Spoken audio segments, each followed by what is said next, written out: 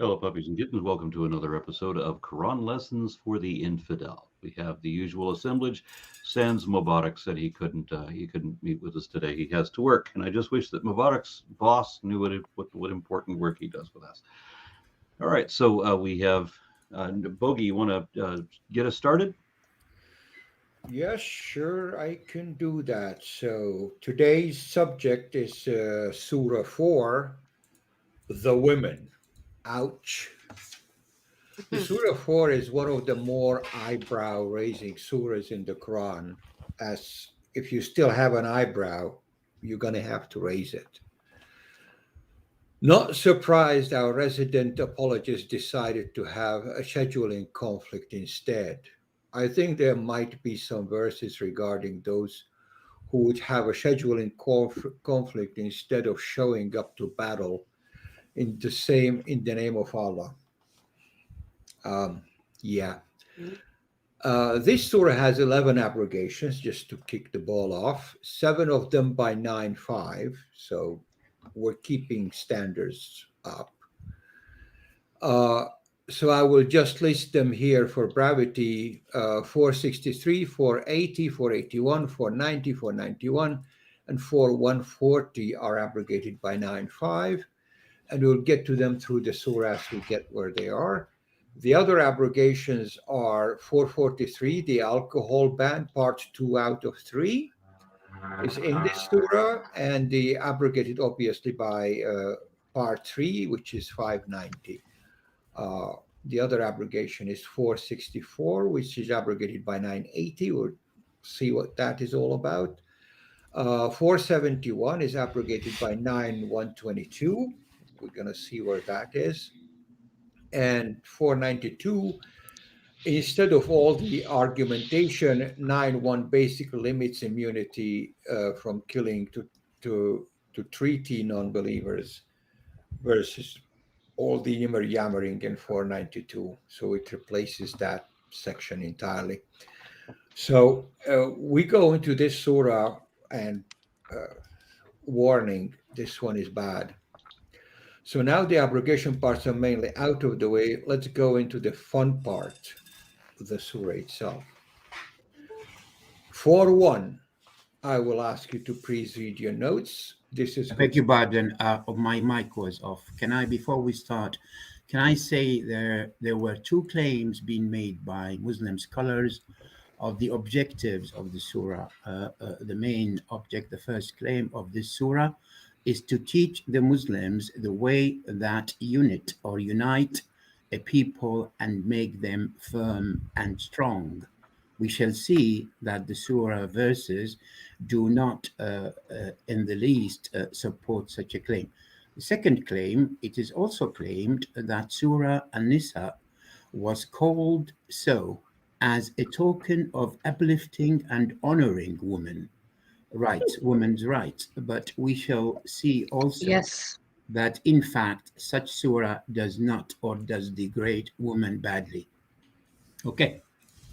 exactly. Yes, I was going to ask you, Aaron, for your notes on 4-1. All right. So, people, be mindful of your Lord who created you from a single soul, and from it created its mate, and from the pair of them spread countless men and women far and wide. Be mindful of God, in whose name you make requests of one another. Beware of severing the ties of kinship. God is always watching over you. And my note about that was this refers, of course, to the fable of Adam and Eve, which is just a story, an adaptation of a number of unrelated legends from earlier polytheism that were blended and adapted into a cultural myth that was always only metaphorical. It was never meant to be interpreted literally, nor could it be. And my notes continue on about that. Did you want me to? Yes, yes. Okay. Dr. Francis Collins, director of the National Institutes of Health, was previously director of the Human Genome Project. He is also an evangelical Christian. Yet in his 2006 bestseller, The Language of God, Collins reported scientific indications that anatomically modern humans emerged from primate ancestors long before the Genesis timeframe, originating from a population that numbered something like 10,000, not two individuals. In a more recent book, The Language of Science and Faith, Collins said that unfortunately, the concepts of Adam and Eve as a literal first couple and the ancestors of all humans simply do not fit the evidence, saying there is no way you can develop this level of variation between us from one or two ancestors. This is important because we know for certain that the fable of Adam and Eve in the Garden of Eden never really happened. So interpreting the story literally is simply wrong. Yes. I think it's called genetic bottleneck if there's that very little individuals to start with. It would be a genetic bottleneck, and in this case, an extreme one, and non-viable. Yeah, this is not conjecture. It's observed in cheetahs, if I believe. Their population is so small that they're starting to have problems. So 2 human beings would be. It wouldn't be feasible. It wouldn't be possible to start a species with 2 humans. It would just not work. So if you're going to build an ark ship and you're going to say, okay, we're going to have that many humans to repopulate a planet, you're going to need a lot more than 2. Probably 60 or 70,000, maybe. Well, let me say what our version. When I asked this question, because it's genetically impossible to make all these humans from 2 persons. So first of all, there's one answer which is magic. The other answer, which is the apologists, are because after Adam and Eve went to Earth, God zapped them to Earth. He sent like type of mermaids and mermen, and I don't know, huriyat wa huriyin, and they wed children, and that's how the descendants of human being came to be. That's some big names say that in Shia, in the Shia Shuyukha, they say that. So they sent another like jinni or whatever, another creatures. They are made like human beings, and they wed the sons and daughters of Adam and Eve, and there comes humanity. Ouch. Well, in brief, Muslim apologist or the Quran does not give any evidence of such a claim. It looks like it's very clearly, it looks like that it's been plagiarized from the Bible or biblical stories. So there's no evidence apart from making the statement. Yeah, I agree, but I'm telling you what the apologists like Ahmed will say, maybe, because he says that he's into science, and scientifically it's impossible to breed a human, the whole species from 2 individuals. So he will have this. Lots of people have this idea that another whatever creatures were mating with Adam's and Eve's daughter. Yeah, but and that would make them not human now, would it? Like, what would make the offspring of Adam and Eve human is because they are the offspring of Adam and Eve genetically. Well, I have to remind people who don't I understand what the creationist argument is, that they all think that a band of, that evolution says that a band of chimpanzees gave birth to a human, and of course he was white, and that's kind of the thing they imagine. It would be half chimpanzee, half a human, I suppose.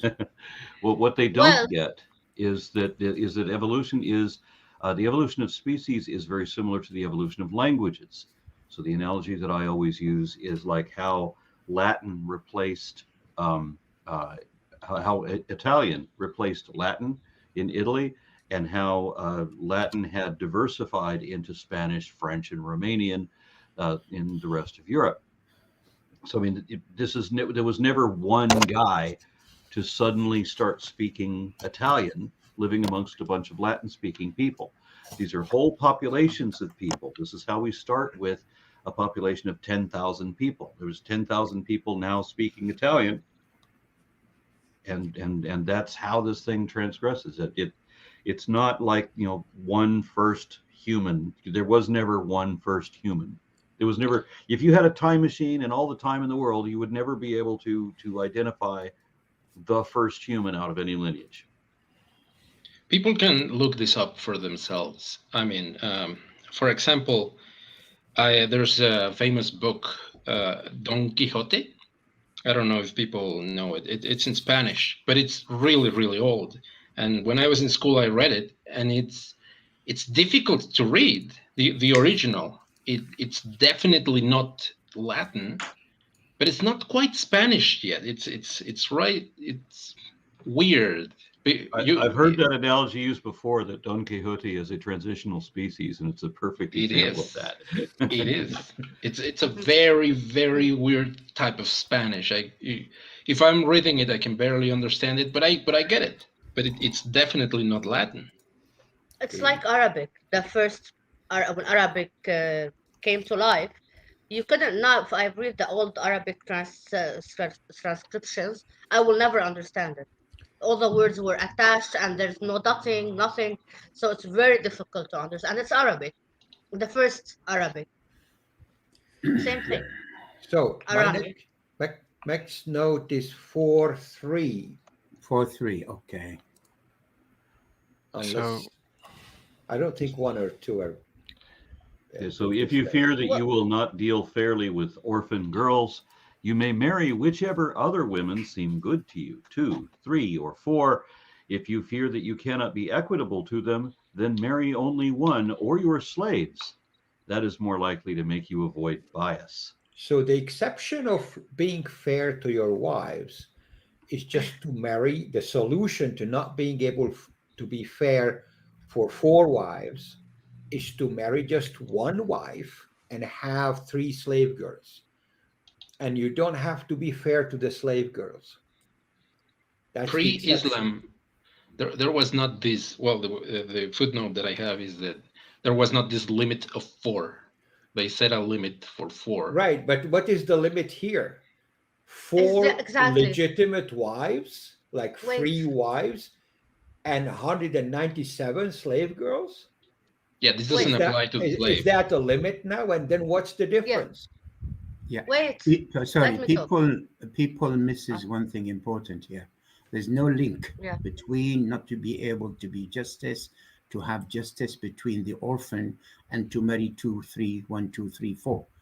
I think they could not, apologists could not somehow justify or explain this. Most probably there's a verse have dropped in between, because if we try to explain the surah, the verse, as it stands, it says, if you cannot be fair to the orphan, go ahead and marry 1, 2, or 3. What they said, that if you cannot afford to marry an orphan who asks you a highest money that you put forward, then okay, go and look for something cheaper. And there's a lot of women, you could have up to 4 with far less amount of money. You can afford to be a certain orphan who asks you for a highest dowry. That is the best explanation they come up with. But unfortunately, that does not stand. There is a verse missing in between, and that's most likely what's happening here. There's no link whatsoever between being fair to the orphan and go ahead and marry 2, 1, 2, or 3. We need to know. Yeah, there's. Let me No, go ahead. excuse. Yeah. First of all, we have to emphasize on the word. If you were afraid to not be fair with orphans, so go fuck whatever. However, no matter how mataba lakum, however uh, many of women. I think because in Arabic, when you say you have no limit, okay, then you have no limit. And then masna wa thulas wa ruba. I think first of all, this means you can screw the number you want. It says masna wa thulas wa ruba. He can't say khumas sudas suba. He can't say all the numbers. Who said whatever taba lakum wankahu ma talab taba lakum. Just do whomever you can, and you can buy. First of all, orphanage, they're underage. That's literally child rape. Second of all, you have to can literally sleep with all your slaves. Third of all, when Islam says that slavery is abolished by Islam, this verse obviously says no, it's not abolished, and you can rape your slave children or women or whatever. So this verse from the first till the end is fucked up, and it resembles Islam. That's my I So question. the Christians often say that, that God said that a marriage is one man and one woman. And the amusing thing about that is that the Bible doesn't give a better description than the Quran does, really. The Bible says that Yeah, a marriage is one man and however many women he can afford to keep in his house. exactly. Same Yeah. here. Yeah, Sorry, I we, will we bring. Same need to here. be, yeah, we need to be clear here. There's no such thing as fucked up. I'm sorry. The verse in its word in Arabic says very clearly here, if you fear you cannot act fairly towards the orphan, then marry the woman you like, two or three or four. That's very clear. What I'm trying to say here, Muslim apologists that struggle so hard to find link between not to be fair with the orphan and go and marry two or three or whatever you possess. That's what I'm trying to be clear about. Okay. And now what they said, okay, but the best justification I've read, if you cannot afford to marry one of those orphan that they've asked for highest dowry, I think the money that you put forward, okay, there will be somebody who could accept from you less amount of money. That's the best they could come up with. But I believe there is what others says, there is verse being dropped in between. There's no link. We cannot find a justifiable link. Well, that's what I'm trying to explain here. Okay, Thank I you. might agree with you. I don't know about this, but even though, let's say there is a dropped verse, whatever, there's lost verse, still, you're telling men to go and buy orphans and marry them, or whatever, marry orphans and it's same like buying and No, put no, them. there's no The, such a thing as go and marry orphan. Go and get women, one, two, or three. Go and marry women. There's no such a thing as marry orphan. There's nothing at all of the sort. Go and marry. You are allowed to take one, two, or three wives. If not, you can possess as many as of the what we call slaves, either slaves owned by war or slaves you bought from the markets. There's no See, such thing as I don't, marry orphan. I don't read it the same way that you do. I mean, where it says, get some other woman, two, three, or four. It doesn't necessarily say you can't have more than four. yeah, It exactly. just I agree with that. it just If they're implies, slave, if you can, it implies if you can afford them, if you can be equitable between them, and if you can't be equitable with that many, then you Very have good point. fewer. That's what that says. So if you're really rich, if you're Solomon, then have all the wives and live in whores you want. Yeah, we have a reference here. Exactly. Reference. Oh, it means or. We have a reference, very clear in Arabic. One, two, three, or if you cannot afford up to three or four, go and get whatever you can possess from the slaves market, or those who right hand Because it will possess. Okay. because it will cost you nothing to fuck your slaves, to rape your I, slaves. Yeah. Yeah, correct, I, I, correct, correct. I have a linguistic issue with this verse. If you take the Yeah. linguistically absolutely odd 2, 3, and 4 out of it, Muthanna wa Thulathan wa Ruba', what the heck? What you're stuffing this in, and you read it without that. وَإِذَا خُفْتُمْ أَلَّا تَقْسِطُوا فَانكِحُوا مَا طَابَ لَكُم مِنَ النِّسَاءِ فَإِنْ خُفْتُمْ أَلَّا تَعْدِلُوا فَوَاحِدَةً. Exactly. That's why my point is, What? I Somebody think stuffed the it 2, was 3, like and 4 in. emphasized. Yes, yes, that's my point because it's not really specified as four. Because when you say ma taba lakum, as how many women do you want? And like one, two, three, etc. They forgot the word etc. That's it. I don't think we need to linger over this. The Arabic, I think you need to have a certain standard of Arabic. The Arabic is very clear. When he asks you, "Ma taba lakum," is what you wish, and then immediately Exactly. be limited. Hold a second. We Yeah. need to be clear with the It Arabic is. here. We need to be fair to the explanation as well. We just cannot go wild and explain whatever we feel is proper.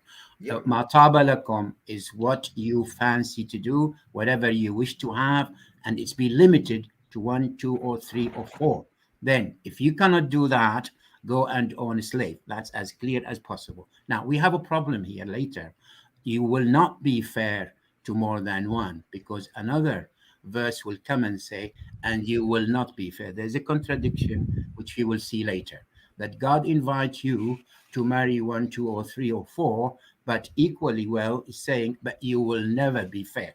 And that contradiction we will see later. Well, the main problem in this ayah is that slavery is clearly allowed and permissible. And what I was taught from people in my language is that, first of all, and it's in my notes, prostituting slaves was prohibited, as if just having non-prostitute slaves is okay. And the slavery was so rooted that it wouldn't have been possible to expunge it so quickly. And part of the zakat was destined to. I can comment on that. So yeah, please do. Allah is not strong enough to expunge it. You're saying that, right? Yes. So it's beyond the power of Allah to say no slavery. That's it. Just like He said no alcohol. That's it. And Muslims today do not drink alcohol at all, right? It's not a problem. He could have done it gradually, right? Like he could have done it in 3 alcohol. steps, but it doesn't matter. He didn't do it at all. This is one of the justification. Yes, Allah Almighty should not fear or somehow satisfy a bunch of people who used to trade with the slaves. It should be the first verse come in the Quran: slavery is but forbidden and forever. And that's a problem they need to justify. By the way, no, slavery never been. When the last verses of the Quran says, today I have completed your religion and satisfied for you Islam and have given you everything you need as far as laws, slavery never ended, because up to 1964, the Saudi Arabia still had a market to buy and sell slaves till the UK, United Kingdom, has interfered. Under pressure, they stopped that in 1965. And it happened in 1970 in Oman and followed, I think, in Mauritania and Kuwait and the other in 1980. So slavery was absolutely legal till 1964. So what they say is that Islam has managed to treat slavery better than anybody else, but that's not the issue. No, it has not been abolished, and Muhammad had many slaves himself, and he enjoyed them literally. If he couldn't marry, he had at least 4 or 5 or 6 slavery himself. Slaves. Saeed was I also have another question. Why, instead of saying inkahu, which means fuck or screw, say marry? Because there is the word marry in Islam. In Islam, the word of nikah. In Arabic, sorry. Hold a second. In Arabic, the word of nikah is meant precisely what the Arab understood to marry. There's no such a thing as fuck. In Arabic, there is a kilmet, fuck is niyake. Niyake, niku was teniku. There's no shame of saying this word, okay? So inkah, hold a second. Inkah is get married, to have a proper contract, to make love or to intercourse or to be combined with a woman in a bed. Inkah. So it's either says inkahu or tazawwaju. Either word acceptable. There's no such thing as fuck. Fuck is niyake. Neek is tanik, niku. It's very clear. We need to be clear with that. And it's a proper word. You can use it, and there's books mention these words. I was also told that part of the zakat was destined for liberation of slaves. No. Hello? Sorry, say that again? Part of the zakat was destined for the liberation of slaves. Yes, it's not part of the zakat. It's part of being a good man, is to release a slave. Nothing to do with zakat. Zakat is 2.5%, and sometimes you might evaluate a slave of how much it's worth. And if you sell that slave and you really want to sell it, that money can go towards zakat. But no, you cannot do the zakat with releasing slave. No such a thing as far as I know. Also, you'd be surprised by how many Muslims do not know that Islam allows slavery, because they are lied to in the mosques that Islam leaded the abolition of slavery around the world. Wow. Yeah. And then also, they actually mean trailed in the Old English. there's a note in here from Ishaq Ibrahim in the chat, says the Prophet discriminated among his wives. No equality. He is not a good role model for treating women equally. Well, he's not a role model for anything. But okay. Yeah. So People I just should have not- like every problem you can have with this ayah, this verse. So it's no surprise Yeah. that we've been on it this long. It Yeah. is a Also, big, it is a big problem, this verse, and this the apologists still struggling with it. I can tell you that. That's one of the biggest problem they have to justify. I can tell you that for sure. Also, these mentionings of like rules regarding orphans were not entirely random, because the surah happened between the 5th and the 6th year of after migration to Medina. So by this time they had already engaged in a number of wars. So Muhammad kind of had a bit of an orphan problem, because so many people had died. So he had to lay out some rules regarding the orphans. Yeah, I think I agree with that. Yep. Let's go to next one, please. Oh, 4:6 is my next note. Okay. 4:6. Okay. What about 4:5? There is a note here on 4:5, if you don't mind. The Go orphans. ahead, please. Go ahead. ولا تول sorry ولا تولوا السفهاء أموالكم. Okay, what does it say? Do not give to the feeble-minded, or the people who are narrow-minded, or those who are stupid. Do not assign your money to them. What most of the scholars said, part of those feeble people, women are included, by the way. So you will see it very clear that who are the narrow-minded, the stupid, or the people who cannot account for money: children and women. So you could see that very clearly in some interpretation of this verse. I need to mention that. Yeah, in male language, it says mentally handicapped. That's But, just a beautification to it. It's yeah, just I think in our version, sufaha means people that spend money like without thinking, like mubazzirin. My If you problem with this refer, verse is that it leads if it you up to refer to opinion. Ibn Kathir, you refer to Ibn Taymiyyah, you refer to many interpreters, they will include women as well. No, I'm not talking about women, or I'm talking the word sufaha, because in our translations and the whatever our shukha says, sufaha means mubazzirin, people who spend their money without regardless of thinking about anything. Yeah, that's one Mubazzirin. explanation. Yeah, that's one. Yes. The other thing is Not people the who not cannot manage the money. Yeah, not sure. the people, the retarded people, just the people who spend money without any percussions. That's what I first thought when I read Dr. Mustafa version. But the other languages, well, the versions in the other language do say like being stupid or being having mental Yeah. limitations. Well, can be The thing- immature, they can be are children. immature people who Yeah. will just throw money out because they Yes. saw a nice candy and they'll buy it Correct. for $1,000. Yes, exactly. Correct. Not the This not is- mental is- issues. They might be smart and completely sound people. And by the way, if you give them 10 years, they will wisen up. I would Right. exclude mentally having mental. I would exclude that. Absolutely. I agree. right. I agree. Yeah, the thing is, I'm Muhammad glad, raised I'm glad you brought up this verse because I kind of missed it here. Yeah. So because yeah, Muhammad Ray specifically mentioned that women are stupid because they have a menstrual cycle. Well, we will go to that later. He says they've got two problems. First of all, the lack of religion and lack of mental capability to judge things. We'll go into that later. I don't think this has relation here. yeah.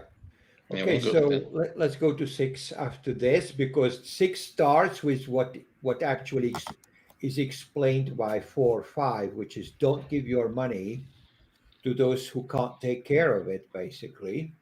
But And wait, then, I and then think this verse is connected to the verse 2, because it talks about the orphans and how to marry them, and that's why it's connected to verse 2 about if you can't afford to pay for orphanage for orphans.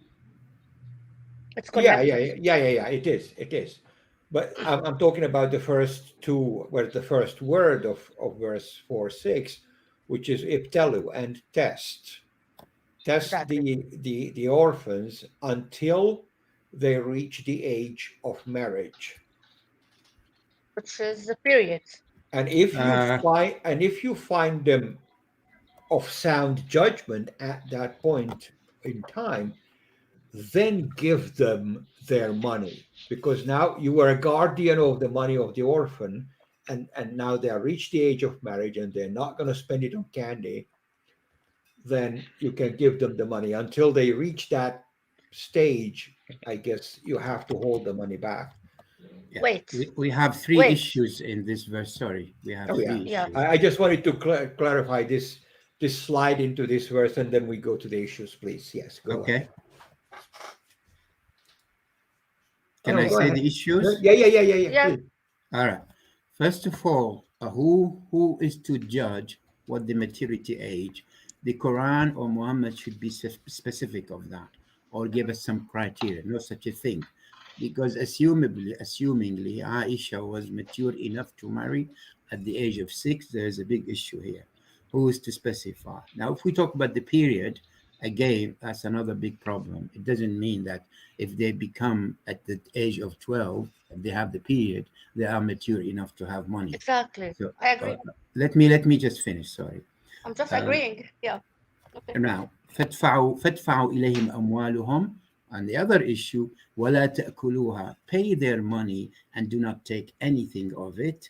Okay, ولا تأكلوها إسرافا وبدارا أن يكبروا ومن كان غنيا. If you are rich, when you pay the money out, if you have enough money, don't take anything of it. But if you're poor or in need, that's a big problem here. Take as much as would satisfy you. Take what you need. So we have a problem here that if you are looking after the money, who is to judge this guy poor or in need? You take some money of that money. So this is the second issue. And then فليأكل بالمعروف. That's the two issues. I beg your pardon. First of all, who is to judge what the criteria for this particular orphan to be mature? And all he says, if they are able to have intercourse, that's precisely what it says, or have become to be immature with a period. If that's the case, okay, pay them all the money. If you're rich, pay them everything you have. But if you are in need, there's no problem to take some of that money. How much is that? How long is a piece of string? And that's the two issues here. Yeah, the payment is actually covenant on two conditions. They reach the age of marriage and they are sound of mind. So it's a twofer here.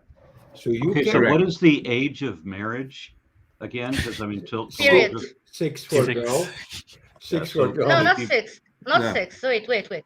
It's still, you can, like, in lots of all the references, the Islamic reference I know, you can halal marry a girl after she has her first period.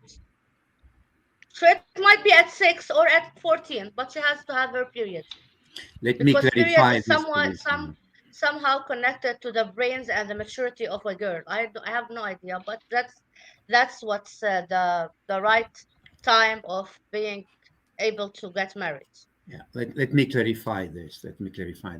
Muhammad, there is the hadith, a very authenticated hadith, married Aisha at the age of 6, and he had, as Aisha said, we never knew if that's the truth. He had an intercourse with her at the age of 9. But when he married her at 6, she is his legal, lawful wife. He could have Yeah. intercourse anytime he wish with her. There is nothing restrict him not to do so. So we're not too sure. Let me just I think there's a verse. let I'm me gonna just check it finish, out. please. If Uh-huh. I may Okay. finish. Okay. If I could. If I can't finish, go Okay. ahead. Okay. Okay. You just interrupt me. I don't know why. Never I mind. said go just ahead. interjecting is what we do. Go ahead, Talal. I beg your pardon. Sorry. This is an important issue. I'm talking about what the Islam, what the scholar, what the what they call them, people who think they had to really put their saying in this. It's very clear. Most of the Sunnah and Shia accepted that Muhammad did marry through a dream. He saw a dream twice that she was wedded to him in a garment of silk. And if he said in his dream, if that's what God has given me as a gift, I accept. And he have offered that. He told her that to her father Abu Bakr and to her. Now she wedded to him, and apparently she was given to him by her father, because we never knew that she knew anything to do with marriage. When she was taken to him, she was taken to him with her dolls. Nevertheless, so the hadith is very clear at 6, and she said afterwards that he had intercourse with her at 9. Now there are 3 issues here. He is allowed to what we call mufakhada, to fiddle with her, to play with her, providing he did not have an intercourse at any age he wished. The Shia says, in the book says, Tahrir al-Wasila.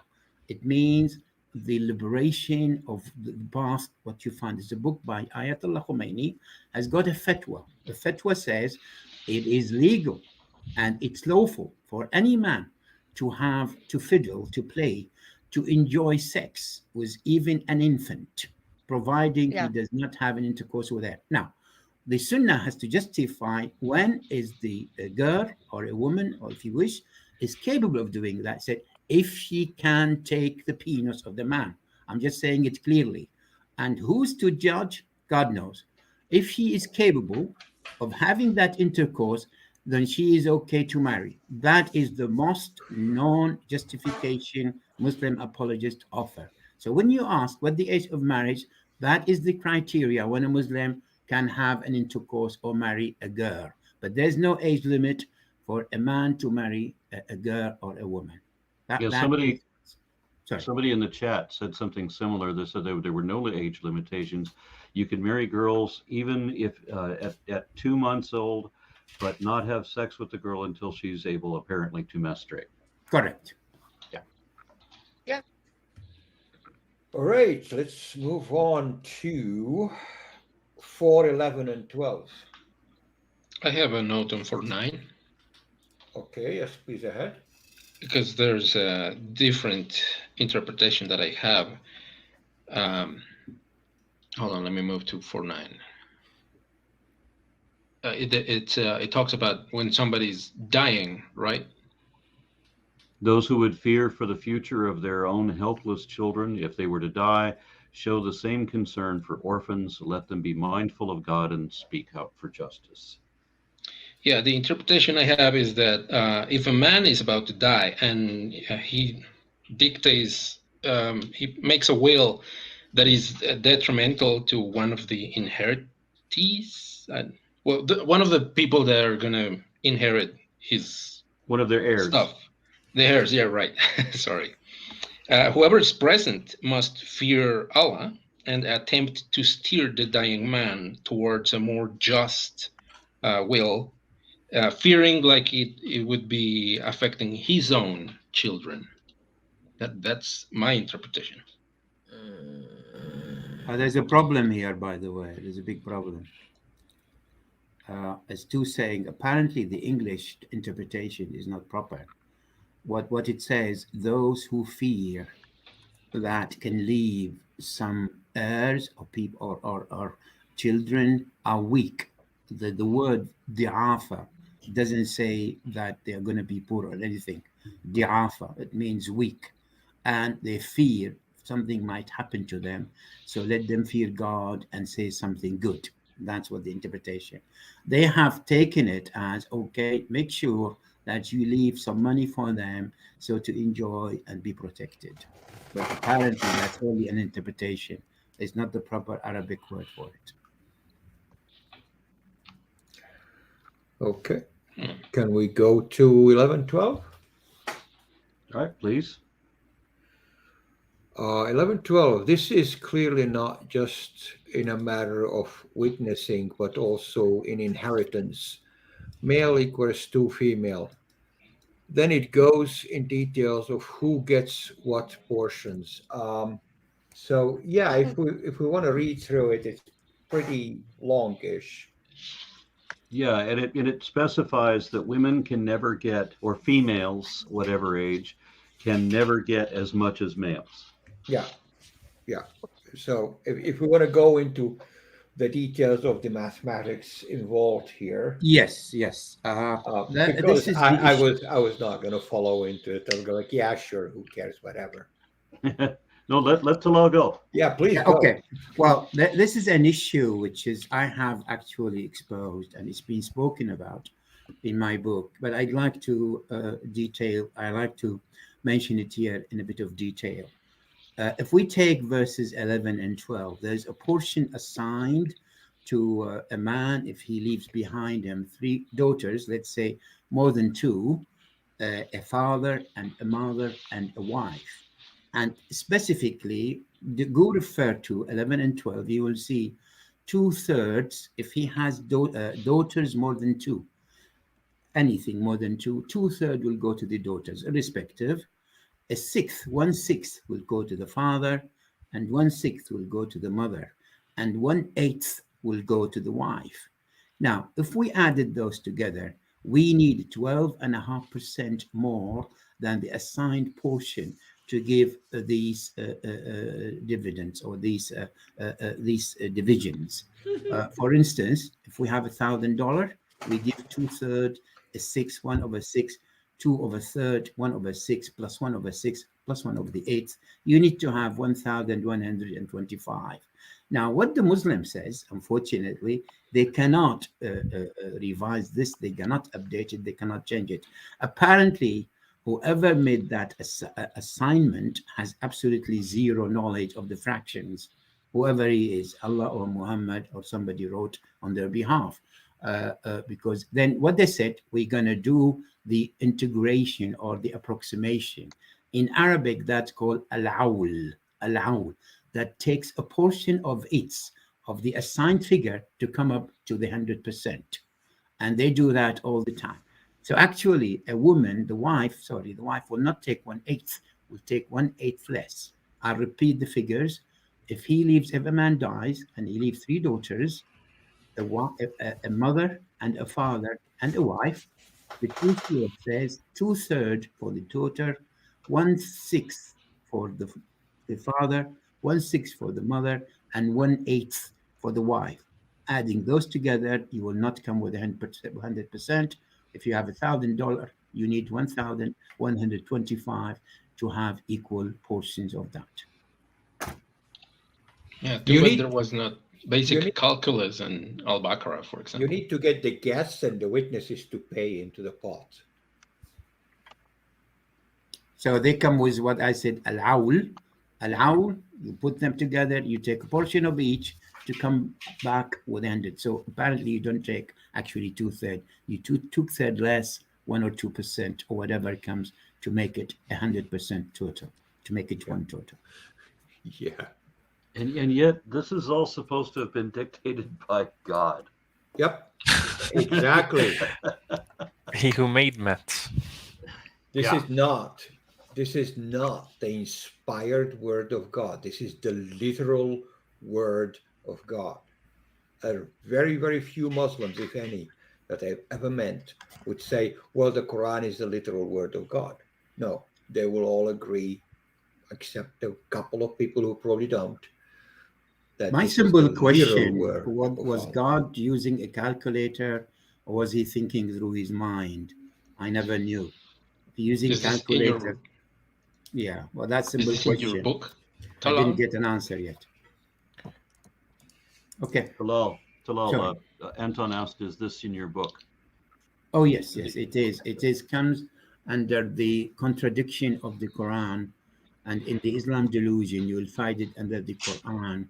I have put 26 contradictions. One of them I have given detail, and it's on my site as well.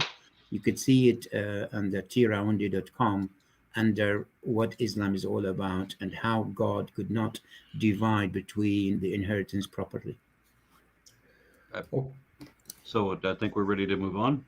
yeah, we can. It's 4:15 next. Also, one of the justifications they give for the women having less inheritance is that in a proper Islamic state, a woman is the responsibility of a man, whether it be a father or a brother.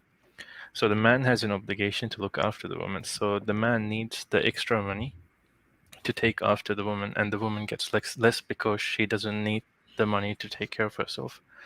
Yeah, Um, because when God written this book, He didn't know that we're gonna reach 2021. so even No. the fact that God gave her half of the inheritance is a gift from God to her, and she should be pleased for it. Yeah, Yes. So 415. 415.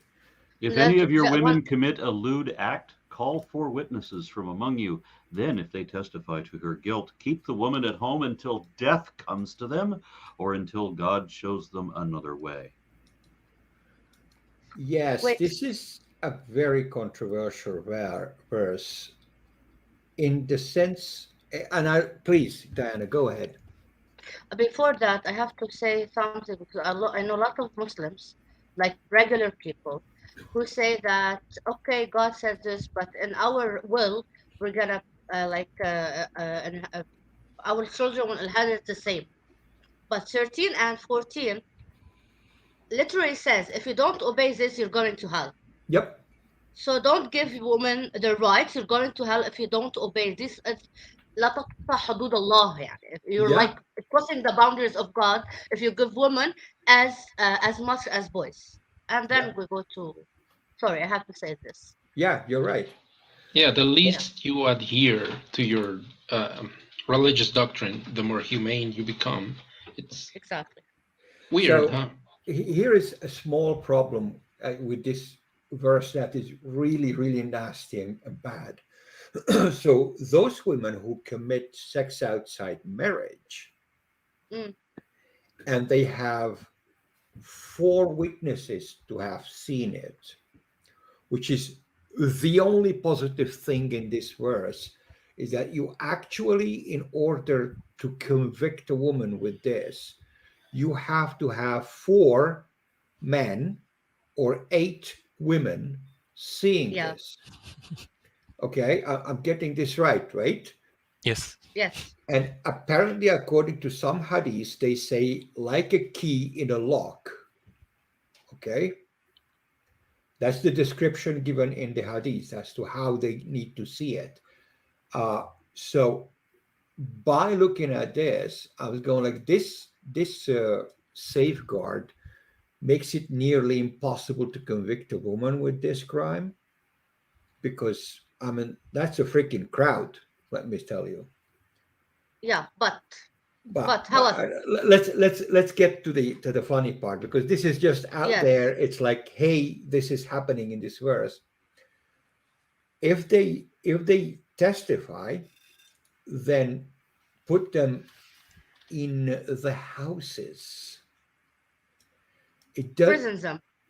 does not specify their homes. It's not a house arrest. It's a generic house arrest. It could be actually prison. Prison them. Yeah. Yeah, Until Correct, death correct. comes. Agreed. because the word biyut is nakira. It's not it's not biyutihinna. It's not biyuti azwajihinna. It's biyut, not defined. It's nakira. Could be any Just put them kind in a of cell. Yeah. right. Just put them in a box and forget about them until they die, or Allah gives them another way. My Which is understanding of this last part is they get a divorce and they marry someone else. someone agrees to marry them. Right, but I can Uh, be wrong. yeah, but That's all. Go ahead. okay, I just want to emphasize about something that goes a lot in the Middle East. It's uh I forgot the word. Uh Shit, I forgot the word. About the crimes. Like in our societies, all of the Arab words, we have honor crimes.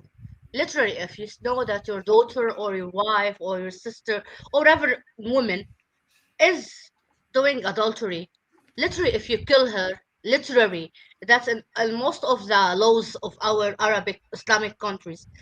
You are free from jail. You're not punished for it because Islam says she should be killed or whatever. This in fact affects our societies a lot. honor crimes are so legalized that if you saw your sister kissing a guy, not in the kissing a guy, you kill her, and the law will set you free In, fa- because of in, such verses. in fact, I read in the Yeah, news that in Palestine there was a woman who was seen who was ta- who sorry, her parents saw her taking pictures with her fiance, and this Yeah, was not okay. So the woman was killed by her dad and brother. I have one. I have a family member who was killed by her father. Actually, he made her drink a poison, and he shot the guy, which is her cousin, because they were like 12 and he was 13, and they saw them talking on the stairs, talking, yeah, and nothing happened. there is Yeah, no legal there is no legal law at all in Islam. We need to be fair to the legislation and explain it as it is. There's no legal legislation says you kill her. Hold on a second. What apparently happened in Palestine, in Syria, in Egypt, that they go easy on the guy for 3 months and Lebanon. for hold on a second for a payment for a what we call dia, but they do not really give him that 10 or 7 or 8 years. Most of the time, he'll be free in no time. Yeah, but it happened. There are no legal issue. There's no legal legislation for a man or anybody of the family to kill that woman. However, I need to go back to that verse. This verse has been abrogated by another verse that a woman who is not married should be lashed 100 lash, and those who are married should be stoned to death. But the stone to death is the consensus that all scholars agreed upon. So this is literally abrogated. The question is, has Muhammad or the God of Islam has seen some mercy to change this law from should be confined till she die to 100 lashes or not? That question still not been answered, and that this verse should not be here. Definitely been abrogated. So it has been replaced by either 100 lash or to be stoned to death if she is a married woman. Okay. Now, verse 16 shows us a contradictory or a bit of dilemma here, or a bit of unfair judgment, because if a man commits such a lewdness, so they only have to be just being punished slightly and being told not to do that again. So there is a difference of treatment here, and this is where we see a partiality between men and women, even if such an act, which is Islam referred to it as an ethical act altogether. Okay, well, 416 was my next note, so might Before as we well. get to that, I want to, we got a super chat to mention. Yes. So G Skeptic gave £20 and says that lack of women's rights, Muslims being largely in underdeveloped nations, and enforcement of apostasy are the reasons why Islam is the fastest growing religion. If apostasy is legalized today, Islam will have difficulty existing. I agree. That is not a I new agree. statement. There is hadith about this, like Islam would be gone. It has not been the Hadd Redda, which is the punishment for apostasy. And that is, I think, it's this statement was made around 670 or something. So this is not a new idea that abolishing the punishment for apostasy would result in Islam being not there anymore. People fear for their lives, and they have good reason to do so. It's interesting that they were already aware of that in the 7th century. They were like soon after Muhammad died.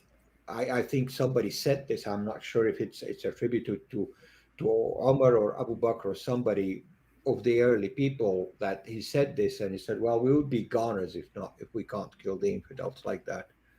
So yeah. Anyways, Well, I got another question Go real ahead. quick. So Prophet of the Tardigrades, I love that name, gave 52 Mexican pesos and says, I heard that Muhammad said nobody enters paradise if they sever their closest family ties. Is this so? Never heard of it. There is such a thing similar to that. If you will enter the paradise at the end, but you will be gone to hell for a while. It depends. Eventually, if you says no God but Allah and Muhammad is his prophet, you will always end up in paradise, no doubt whatsoever. That there is hadith in that. Abu Zar al-Ghafari says to Muhammad, even if he commit a thief or stole some property and commit adultery, he says even that, and he repeated 3 times. That's very clear, authenticated hadith. But if you sever the relation of your close parents or close relative, yes, you will go to hell for a while and you will be punished for that. That's true. But eventually you will end up in heaven. Okay, 416, are we good? Yes.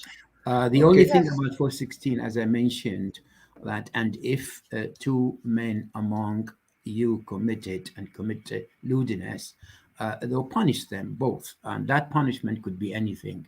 Even if you bring them and give them 5, 6 lashes, it doesn't matter. And then if they repent and reform, then leave them alone. What a difference between the woman to be confined till they die and men just to be punished a while. And if they repent, they are okay. And Yeah, that's I have I a agree. question about this. I mean, it needs some clarification because I've compared a number of versions, and some of them say, as this one does, if 2 men commit a lewd act, and this would be talking about homosexuality, Gay. but not Yes. every other verse says that. Other verses say if the couple, 1 man and 1 woman, do this. So Yes. No. The 2 verses are not related in the sense that 416 speaks about 2 men, and the language is وَاللَّذَانِ يَأْتِينَهَا. 2 men. This is a 2 tense. There is a singular tense in Arabic, there is a 2 tense in Arabic, and there is a multiple tense in Arabic. This So it's uses, not. I'm this sorry, is, not I men and disagree. women. this I is disagree. I talking disagree. 2 guys, وَاللَّذَانِ يَأْتِينَهَا minkum, and the correct word here is not punish them. The correct word is hurt them, Hurt them. because Yeah. the word is Well, I have something. huma, and it's I, also in the 2 yeah, male tense. let yeah, Diana but speak. this is not only, it's not, I agree with Talat. This is about if men did adultery or homosexuality or whatever thing, women will be punished by being imprisoned for life till she died. But men, you can like hurt them, swear at them, and if they say, we repent, just leave them, don't hurt them, because God is forgiveful. So, Well, but it's not only about homosexuality, it's both of them, homosexuality and adultery. Yeah, generally, I need to be clear here, very clear, and we need to be fair to this. Wallati, walladhani. It is those and those. Hold on a second. Yes. 16 are definitely related to 15. So we said, women, you could do so and so with them, and as of men. Wallati, walladhani. This is what we call conjunction on the first one. So I they are agree with related. Talal. In Arabic, they are related, very, very much so. It's yeah, not, but they speak about no different argument things. about it. Okay. They speak about 2 different things. Like here, it talks about the 2 men doing it, and it prescribes hurting them. And Sure.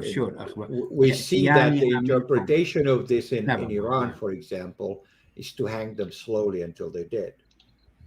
Yeah, in my language it says only homosexuals, but it does Well, mention that it's controversial. But because it's 2 men. That's the thing. We're talking about 2 guys here. Correct. But because 2 men can only do homosexuality, as you said, but this verse is related, is an additional to 15, because he's talking about 2 men. I don't know why he spoke about 2 men. He didn't say. There's another verse, we'll come to it, that if a man does so and so and so, he will be punished. But we'll come to that later. Yes. So if a man does it with a woman, yeah, he gets his punishment. But this is specifically talking about 2 guys. And what can Yes. 2 guys do? Eat pizza? I agree. Correct. Yeah. so it is hurt them physically. It is. It's fa'dhuhuma. Yes. That is فأذوهما. to hurt Correct. them. Because mine Hurt only them. says punish. No. Well, it's a punishment. Yeah, you can Right. literally literally slap them and say, "Don't do it again, bad boys," and okay, they repent and they're free. Stand in the corner for 15 minutes. Yes, exactly. But that's a But punishment. the women, but the women, because Islam is so fair to women, will be literally in a cell for the rest of their life. In Yeah. this verse, other verses, they will be lashed and killed. But that other verse was eaten by goat, wasn't it? Yeah. That's the verse that was supposed to abrogate 415. Apparently gotten eaten by the pet goat. So do not let your pet goat go hungry. That's a pro tip. Yeah.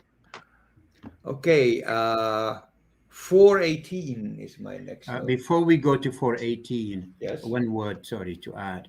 Adhuhuma, al-adha, mean part of the other is the punishment. So the other is more general, more generic. Okay, you can even adhi somebody to insult somebody. You can adhi somebody to hurt somebody, punish somebody. So other is part of it is punishment. So this is in common term adhuhuma. So that's how long is a piece Yeah. of string, but not to kill them. You can punish them. You can make them pay fine. You can humiliate them. You could do anything to them within this adhuhuma. That's the word. Yeah, right. Okay, so 718 is my next one. Okay. Before we go, I think this is literally comes from Christianity. Go ahead. Yes, no deathbed conversions in Islam. Sorry, that's 418. I'm just paraphrasing it in a Okay. short and succinct version. Uh, You cannot repent on your deathbed. You have to do it now, or else you will run out of days, and then you will not. Last minute You hear it, conversion, Christians? You can't. you can't do that. You have to do it now and not on your deathbed. You can't become a Muslim on your deathbed. It doesn't count. Well, I'm glad to see that's addressed. Yes, it's a significant problem here. You've been warned, sir. Yeah, you got Don't word say right there. later on, I have not been warned. And you never know if tomorrow ever comes. So 422 Correct. is my next one. Which is great because when I die, they won't send me a sheikh and say, "Please repent," because it doesn't really matter. So it's good for me. Do we want to go into 420 just because it's 420? Sure. Yeah.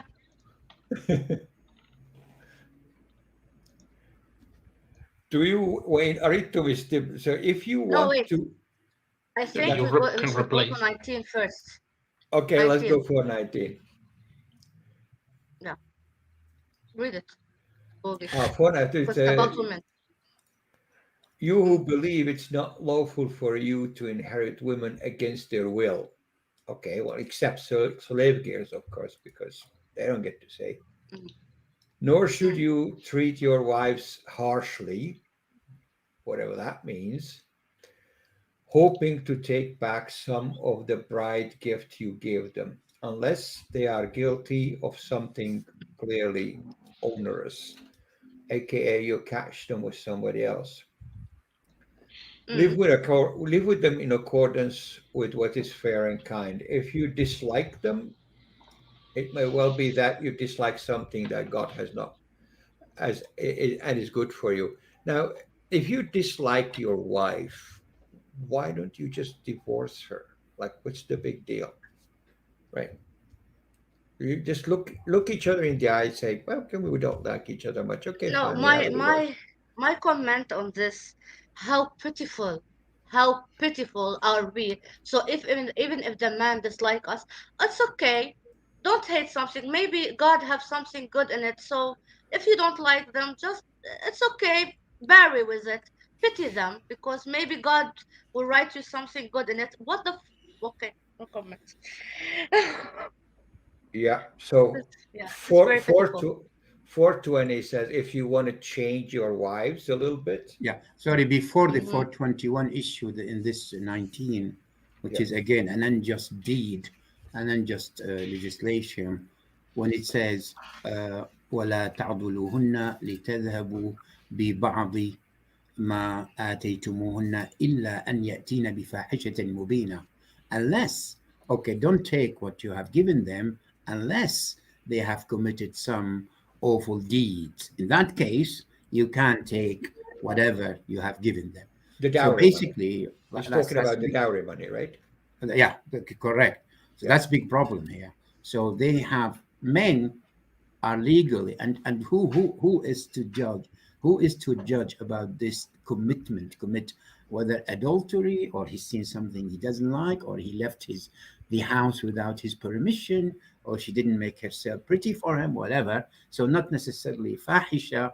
Well, in this particular incident, it means adultery. But if they did that, or you suspect that they did that, you are allowed to take everything you've given them, and that's a big problem here. Just need to Right, mention but this. when they do the fahisha, And weren't they also, supposed to have four I also witnesses? have to wait. Okay.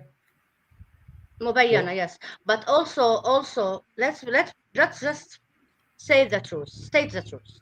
In our religious courts, when a woman wants to get divorced, because the man have the upper power, she will give up everything, and a lot of women will pay them money. Please divorce us, or they will be sit undivorced like slaves in their homes. If the man, especially in Shia, it's very difficult. Marriage, divorce, the women getting the right to divorce is so difficult, and she gives up everything, and she pays money, and because courts are always with the men. So yeah, saying. yep. Okay, so next note is 422. Are you wanting me to read that? Yeah, you could read it if you want. Okay, let's see. Lost. There we go. Do not marry women that your fathers married, with the exception of what is past. And I don't understand that phrase. It Yeah. says, this is indeed a shameful thing to do, loathsome and leading to evil. Yes. So This is women previously married to one's father are forbidden. It is used to be in the past that a dominant sons of a dead man would inherit some or all of his wives, if not all of them, then take them as wives of their own. Islam does put an end to this practice with this verse. So if you want to bring something good up, well, it puts an end to that practice. As far except what previously took place, I think what they meant, if somebody entered into Islam and already managed to take his father wife, Yeah. so that would have been acceptable till actually, but nothing to happen afterwards. Right. So you don't have to divorce your father's Yeah. wife Yeah. now that you're a Muslim. That's correct. So that's what this part says that you didn't understand. Okay, so 20. Continued in 22. That's 22. Yeah. My next note is 23, 24. Forbidden women with some interesting twists. Let's read through this one. Exempt are the slave girls, because with slave girls, anything goes. 23, 24. It's a doozy, but hey, you want to get into it? Yeah. Yeah, but Yes. I know there's an exception in another couple of verses, so I'll wait until that. Yeah. But let's say this verse, because we marry in Islam, we marry our cousins, and we But marry the cousin of our father and daughters. That's legal, and that's very traditionally okay. Like not like in Europe and USA, cousin marriage is it's legal. It's very normal. Like my mom is my dad's cousin. My grandpa is my grandpa's cousin. My sister was engaged to her cousin. So cousin marriage is very normalized in Arab countries and Islam. yeah, but this Even is the like Christians, yeah, even but in Christians in Arabic country. this would contradict this verse, wouldn't it? No, because there's nothing about cousins. Our cousins are allowed in Islam. First cousin is allowed in Islam. Yes, Yes. there's no doubt of But this. okay, but this is banat al-akh wa banat al-ukht. Oh, What hold does on a that minute. make them? You What does can't that marry make your them? niece or daughter. You can't Oh, marry your niece or your niece or nephew. Not the nephews can't marry each other. You okay. can or can't. You Can't. can. Can't. This is the women that are no go, right? So what So about um, in a previous episode when we were talking about Saeed, um, Mohammed's adoptive son? Oh, I that's mean, different story. That's different story. that's a different story. Adoptive does not count, but right, Because adoption is but illegal in Islam. but right, his but wife was his cousin. yeah, No, So The cousins is let's okay. let's go through this one. But those who breastfed you Yeah, and your sisters from the breastfeeding yeah, and the mothers of your wives, right? So if and it was a relatively widespread. Well, I mean, Muhammad was breastfed by a wet nurse himself, right? So his mother didn't breastfeed him. He was sent off to a breastfeeding woman, and she breastfed him with a bunch of other kids because it was a business for this woman to do. So if you have a sister that was breastfed with the same breastfeeding mother, then you can't marry her either. because she's your sister in breastfeeding. yeah, Yeah, Yes. The there is a lot of mix up here. Let me just clarify a couple of things. Muhammad, son, adopted son Zaid, he did abolish the adoption altogether because it's traditionally it's so shameful for a man to marry his ex wife adopted son. So he abolished the adoption first because he did adopt Zayd ibn Haritha, and then after that he married Zainab.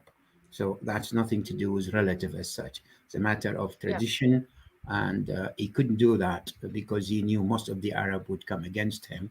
So he did one step, abolish adoption. Second step, marry Zainab. As but far what? as as far as the cousin, first cousin, anything like my mother's sister, daughter, I'm allowed to marry. My father's sister, daughter, I'm allowed to marry. That's the first cousin. It's not your sister, daughter. It's not your brother, daughter. So that's what they refer to the first cousin, as far as I understand, as far as I know. yeah, like Ali married who's Muhammad's cousin married Fatima, Muhammad's daughter. Right, it was well, related to him. So the other fine point here is if the mothers of your wives, right, of your current wives, who were not, what? If you did not have intercourse with your current wife and divorced her, you can still marry her mother. Right.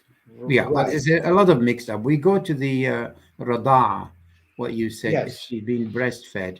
Now, Yes. this is a very, very big problem in Islam. Now, what they said, there is hadith very clearly says, where he asked Aisha or one of his wife, when she's got, he has one of the companion used to come to the Muhammad, to the Prophet house. And she said, well, I fear that he might wish me, or I fear something might happen. So he instruct her to breastfeed him. And now the debate, I'm talking about the Salafis, those who believe in the breastfeeding, even if you are an adult and you want to be forbidden on a certain woman, go and let her breastfeed you. And they argue whether three breastfeed or four, and they settled on minimum of three, and they should be of a certain amount. You could suck her breast, and then she'll be forbidden.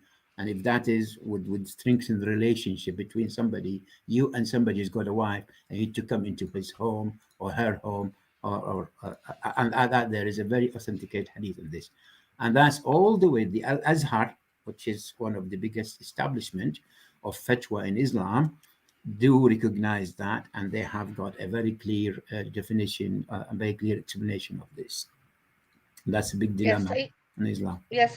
In Shia, breastfeeding, it should be like for 40 days. I don't know where this number came from, but 40 days or 40 breastfeeding. I forgot, but it's 40.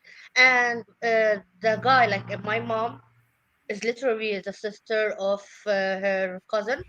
which is my dad's brother, because they both breastfeed for months, and she can take her scarf on top in front of him. He's like a literally her brother.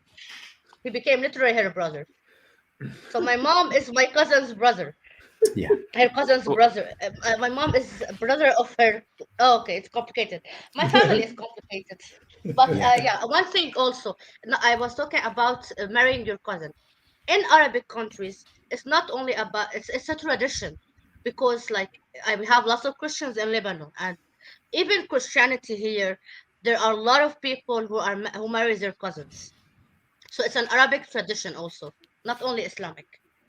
one thing to add to what Talal said, just a funny point is that in that hadith, that man was described as someone who was a bit unhappy, and the hadith continues to say that after Aisha breastfed the man on Muhammad's orders, he was always in a very happy mood. Oh, you are. So what? Oh, really? This is proper. Now, one more thing I forgot to say, or I missed to say, that if the God of Islam or Muhammad is well aware that such a first cousin could evolve and so some certain genetic diseases, he would have put a certain condition. He would have said, marry after you test each other, marry after you so and so. He could have explained that properly.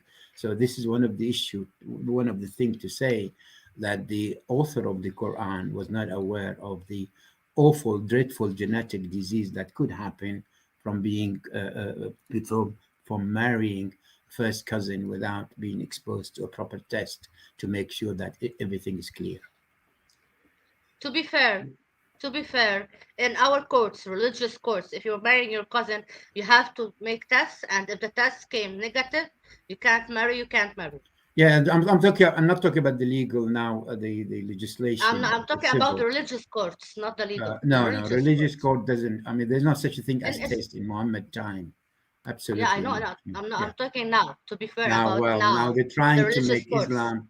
Now they're trying to make Islam as civil and as lean and as good as possible. Yes, understand. Okay, Okay. one last point here is you can't marry two Two sisters at the sisters. same Yes. time. At the same time, but you can interleave them. Divorce her, marry the sister, divorce the sister, marry the other sister. You know, you can do that because it only prohibits to have two sisters together at the same time. That's only. Okay, Ah, so all the 24. exemptions from all of this is the slave girls. Yeah. Like all of these, if your mother is a slave girl, have at it, has no problem. As long as it's a slave girl, whatever categories otherwise she's in, you can have her. So And 24. yeah, that's 24. So you Yeah. can have two slave girls that are sisters Ah, yeah. You can It have because they're says slaves. a it, mother and a sister, whomever. it They're slaves. They yeah, have no value. they don't get to Hmm. say, right? So the exception to everything that happened in 23 is in 24, except if they are slave girls. At that point, you can just have them. Okay. Yeah. Okay. So that's 23 and 24, 25, please. 25 is my next note. If any of you does not have the means to marry a believing free woman, then marry a believing slave. God knows best the depth of your faith. You are all part of the same family. So marry them with their people's consent and their proper bride gifts. Make them married women, not adulteresses or lovers. If they commit adultery, then they are married. When they are married, their punishment will be half that of free women. This is for those of you who fear that you will sin. It is better for you to practice self-restraint. God is most forgiving and merciful. So I have to interfere. So first of all, not only is there slaves, if you can't afford to marry the high class human being, which are not slave women, You can marry the half human being, and even if they have, if even if they do adultery or whatever, you can punishment have the punch because they're like half the worth and the value of a free woman. What the fuck? What really? What the fuck? It's not only this religion is not only sexist against women; it's even more sexist against slave women. Also, there's a perk for slave women in this one. They get half. Which is then They get half the punishment. Yeah, that's something worth mentioning. It that there's no Of course. fair No, in how that to the punish people. Yeah. How do you measure out a lifetime imprisonment in half? You would say if you live around, let's say, maximum 90 years, you'd give her 45 years. As simple as that. Well, yeah, but well, sure. And how you manage 80 lash, she get 40 lashes. Right, and how do you manage an execution halfway? Or you just, half execute them? Do you know there is al-qiyas? Al-qiyas, that is the comparison. In comparison, Muslims are very good at that. And there is the four criteria of the Islamic legislation. One of them is the ijtihad, al-qiyas, the other, Quran, Sunnah, ijtihad, and qiyas. So that is as far as a comparison and measurement of other comparisons. Right? Similar. Yeah. there's a super chat, Aaron. Oh yeah, there's actually a couple that I need to get to. So let me just take this opportunity. All right, so I've got Zagros Azkan for $19.99, and then Mortanius for €5. Thank you both very much. And Doubting Thomas also gave $10. So and then we have Mika Kiyomi gave $1.99 for a polar bear sighting. I think she's referring to you. Okay, and Mortanius. I think I know this guy. Okay, I'm glad he's. Did I get them all, or am I missing one? I think that's all. Okay. Yeah. Okay. Wait, I have a note. There's a question from Mortanius. I think we should read it from the super chat. There's a question from Mortanius. Did I? So I did miss that. Yeah. Oh, that's a good question. I'm gonna have to find it now. Can I read it? Yes, please. Okay, so super chat, Mortanius, €5. Muhammad also said in hadith that women will be sent to hell in droves, and the majority of the inhabitants of hell are women. Wow. Yes. Yeah, he said that apparently. Yeah. If you're looking for that's how lots of fair. hot chicks. That's how fair Islam is to women. Yeah. Go ahead. Okay, my next note is actually the crown jewel of this surah, by the way. Before we move, I just want to put my apologist hat. Well, I mean, remember, this is the only people that have helped me with this are believers. So one of the things that I have been told is that this is one of the tools of Islam to give women dignity by marrying a Muslim, because that's a way of achieving freedom. What? That's what I was told. Yeah, that's the claim. That's the claim. It's a freedom from ignorance, freedom from hell to heaven, freedom from being on her own to be guardianed by a man who can protect her and look after her. Yes, sir. 434, gentlemen and lady. This is the wife beating verse. The beating only needs to stop if she falls back in line. Wait, hold on. Yes? Before 34, in 429, suicide becomes prohibited, apparently. Yes. 429. Yes. Yeah. This is, by the way, we brought this up the last time, and I said this is prohibiting suicide, but it wasn't clear enough. This is clearer, obviously. Right? This is like, you don't kill yourself. The other one, don't cut your hands off. Don't, But here it's absolutely clear. Yeah. but we're And probably going to see it. what ironic is about it's talking about don't about laws, and then they just shove it in don't kill yourself. Yeah, it's just it's what is this doing here? Anyways, 434. It also clearly designates men to be superior to women. This Yeah. 424, one sorry? verse, yes, 134, 34, okay. 434.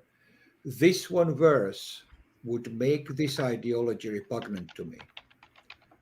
I would have This is needed no more.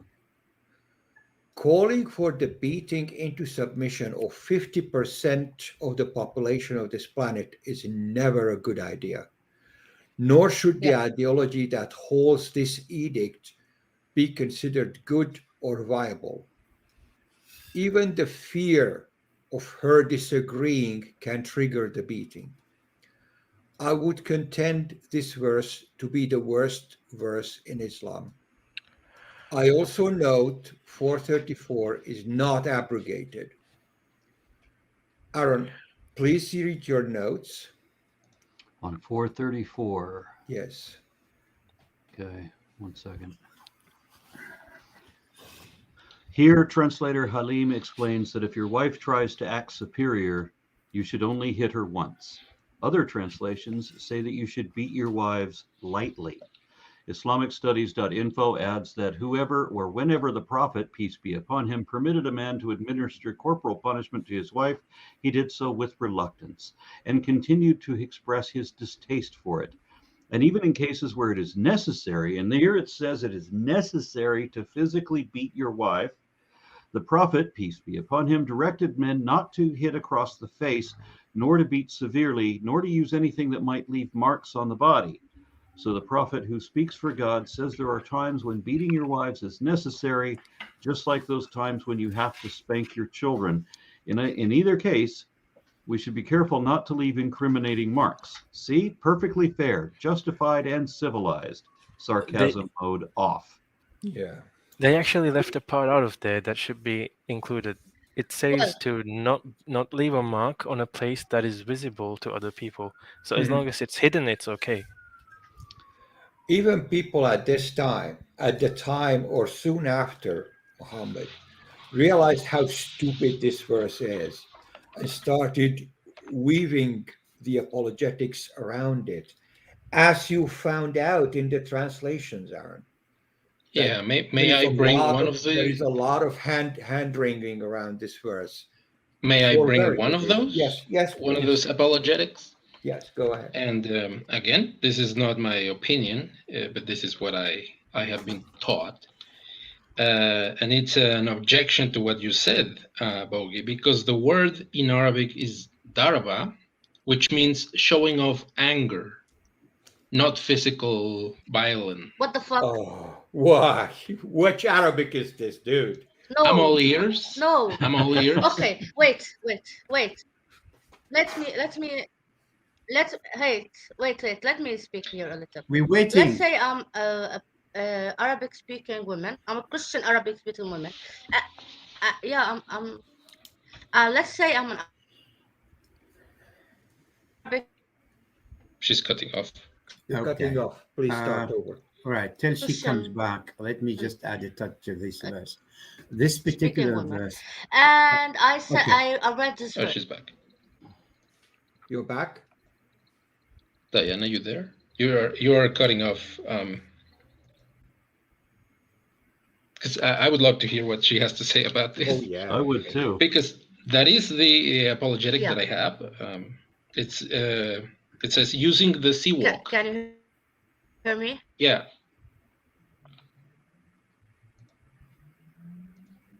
Diana, we're Wow. listening. Diana.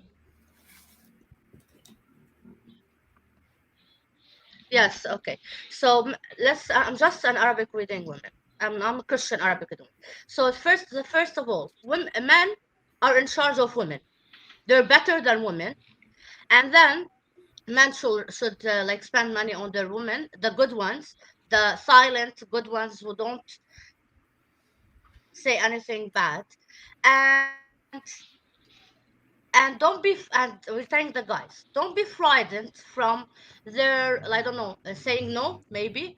So first of all, advise them, then leave them, don't have sex with them, and if this doesn't work, hit them until they obey you. So it's like a pet. We're pets, I think. Yeah. It's the disturbing part is you get to Beep. hit them No, until no, no. they fall back in line. Okay.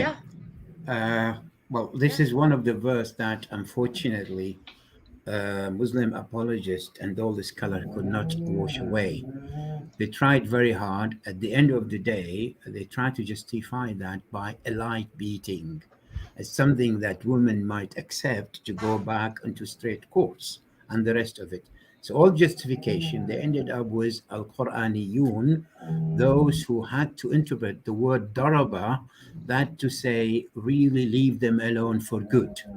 And that's the best they come up with. Taking other example that الذين يضربون في الأرض الضربوا في الأرض, that is to say they went to find another way somewhere else. That's the best so far as a twisted word they've used. And the argument is God or the author of Islam should have known better to say and stop with them, part from them, and leave them alone, or hug them and give them a kiss. So beat them, it means beat them. So Yeah, it does. unfortunately, Yeah. and some of these apologists says, I really don't know. I'm a bit puzzled. I've heard some people who are well into Islam. I'm a bit puzzled. I'm a bit astonished for God to say something like this. Now we ended up, you could beat them with a brush, toothbrush, The slightly. Siwak, right? A Correct? The siwak, or Siwak? toothbrush. I'm saying toothbrush because siwak is not known as siwak is the brush planted plant Yeah, which the we ancient siwak. one. Okay, correct. So let's say toothbrush. It's easier. Okay, or the feather. Okay, beat them and remind them. Look, here you are. I'm still here. You don't come to bed with me, so maybe I'll beat you a bit harder. But she usually does listen and obey God and the angels that watching her and cursing her if she doesn't come to bed with you. So that's the best they come up with. But I've read it's, sorry. yeah, okay. I've If read you, translations where instead of beating, they say to pat your wife on the back. Yeah, that's what I Uh-huh. said. So many of them, but none of them, Yeah, they do so unfortunately. many backflips around this. Yes, none of them, yeah, none of them Yes. stand to reason. just to add oil to that water, to that fire, there is a meaning of daraba that says to eat something. Oh, I see. I Eat. never heard that. Yeah, well, That's it's a new. That's new. it's a used word, and if you daraba something, if you darab the whole pizza, that means you ate the whole pizza. Right. Now, So how it Like does that is apply to for women? all Does that intents and mean just eat vague. your woman? yeah, just yeah, eat her until she's gone. I'm guessing. Okay. Okay. I mean, you can explain this either way. No, this is bad. This is super bad, and this should Yes, not be in yes. an This is a ideology verse book. that literally, this is a verse that literally said abuse a man abusing women by hitting them or wherever or what, just mistreating them is not only halal and legalized in Islam. So how the fuck did Islam give women the rights? Even not only about the beating, the whole verse. Men are superior to women. Women should be obedient and silent and be hidden and be mistreated and say nothing because men are superior to women. And then in the earlier verse, in verse 24, when previously it said that it was evil for a man to inherit one of his father's wives. You can't have sex with the woman your dad had sex with. That somehow is evil. But a girl can inherit, her husband can inherit her mother as one of the dead father's wives. Yeah, So because they're worthless. the complete Yes. disparity. So now the girl has to share her husband with her own mother. Why is it evil when it's the guy, but it doesn't mean anything when it's the girl? because we're girls, we're women. Right. Before we go, let's take the point of view of Salafist apologists who really stick with Islam, and they have two justification for that. Women are created to be beaten because they're weak and they could only understand in the language of beaten to do the proper thing. Second, some of them says, who knows, they might enjoy it and really feel good. All right, I'm just giving you what these. Of But course they do. most of them say they are degraded human, and they could only go straight by beating them. And one of them is Al-Urafi, who is one of the most knowledgeable, so to speak, knowledgeable scholar of Islam in Saudi Arabia. And you see that in Arabic on the YouTube. Yeah, I love Islam. Go ahead. It's amazing to me that you will still find Islamic women saying that Islam created women's rights. Because they don't I read don't the know. Quran. Yes. Because they read the Quran and they don't even read the Hadith. They just like it's like knowing the story of Snow White because you've heard it somewhere. Because we just have the good version of Islam, the stories we get told as children. On the other hand, the stories we get told as women is right, like Islam is beauty and peace and blah blah, but we are treated like the real Quran says. Yeah, Literally, all of us, we are treated as women like the Quran says. Inflammats, whatever. We are treated like second hand. Because if like me and my brother is smaller than me are talking, they will literally shut me so the man will talk, then they will listen to me. Not in my case because I have more open-minded parents and I'm literally the eldest, uh, and I'm independent, but in the majority of the women I know, Islamic women I know, even with the open-minded people, the secular one, always the man comes first. And interesting when you said how come that some women, which is not the majority, because if you ask the majority, would you like to be beaten? 99% would say no, none whatsoever. We know very well psychologists and knowing the nature of women in particular and children, beating them is the one of the most humiliated them that they hardly can forget.